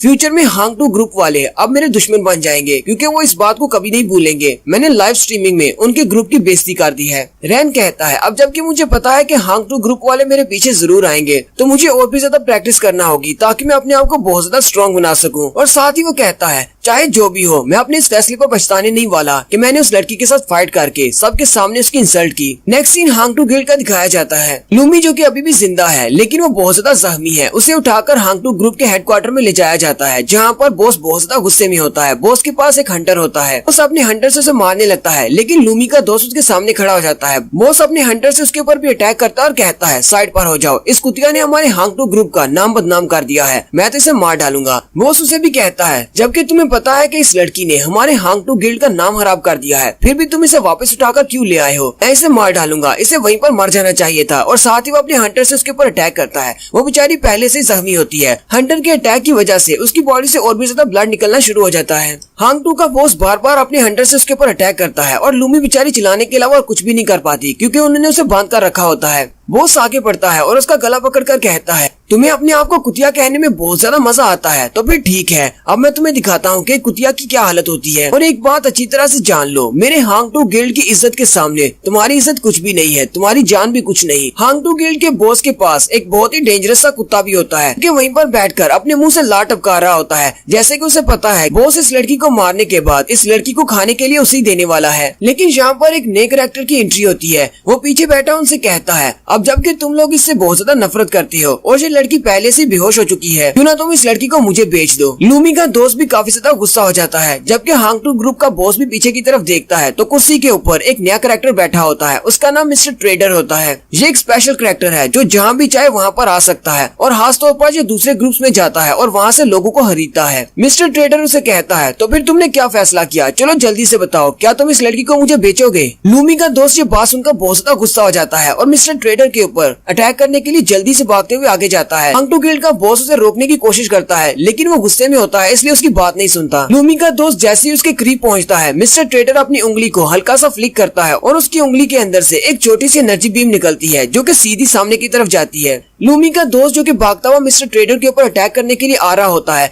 रास्ते में उसका एक बाजू कट जाता है। मिस्टर ट्रेडर का अटैक इतना ज्यादा पावरफुल होता है कि ना सिर्फ उसका एक बाजू कट जाता है बल्कि पीछे वाली दीवार में एक बड़ा सा होल हो जाता है। लूमी का दोस्त अपने कटे हुए बाजू पर हाथ रखते हुए चिल्लाना शुरू कर देता है और कहता है, मेरा बाजू, मेरा बाजू। वो अपने बाजू से बहते हुए खून को रोकने की कोशिश कर रहा होता है और वहीं पर नीचे गिरकर चिल्लाना शुरू कर देता है। हांग टू ग्रुप का लीडर आगे बढ़ता है और मिस्टर ट्रेडर से कहता है, मैं अपने लड़के की तरफ से आपसे माफी चाहता हूँ। जबकि बॉस के कुत्ते को भी दिखाते हैं जो कि थोड़ी देर पहले बहुत ही गुस्से के साथ लूमी की तरफ देख रहा था। अब वो मिस्टर ट्रेडर को देखकर बहुत ज्यादा डर जाता है और एक शरीफ सा कुत्ता बन जाता है। बॉस आगे बढ़ता है और मिस्टर ट्रेडर के सामने जाकर अपना सर झुकाते हुए कहता है, मिस्टर ट्रेडर, इस लड़के को नहीं पता कि आप कौन है, इसीलिए इसने आपके ऊपर अटैक करने की कोशिश की। इस लड़के की तरफ से मैं आपसे माफी मांगता हूँ, प्लीज इस लड़के को छोड़ दें। मिस्टर ट्रेडर अपनी कुर्सी से उठकर खड़ा हो जाता है और बॉस से कहता है, चलो फिर जल्दी से बताओ तुमने क्या डिसाइड किया, इस लड़की को बेचोगे या नहीं। बॉस मिस्टर ट्रेडर से कहता है, हाँ क्यों नहीं, लूमी आज के बाद आपकी है, आप इसे ले जा सकते हैं। मिस्टर ट्रेडर उठकर सीधा लूमी के पास चला जाता है तो सीधा जाकर लूमी के चेहरे पे हाथ रखता है और कहता है, ये तो एक बहुत ही अच्छा टेस्ट सब्जेक्ट है, तुम्हारे पैसे तुम्हें 3 दिन तक मिल जाएंगे। अभी मैं यहाँ से जा रहा हूँ, फ्यूचर में अगर मुझे तुमसे कुछ चीज खरीदना हुई तो मैं यहाँ पर जरूर आऊंगा। साथ ही एक बड़ा सा बवंडर सा उड़ता है और वो वहाँ से गायब हो जाता है। बॉस भी काफी ज्यादा हैरान होता है। उसके जाने के बाद बॉस कहता है, अचानक जी यहाँ पर क्या करने के लिए आ गया। लूमी का दोस्त चिल्ला चिल्लाकर बॉस से कह रहा होता है, बॉस प्लीज मुझे बचाओ, मुझे बहुत ज्यादा दर्द हो रहा है।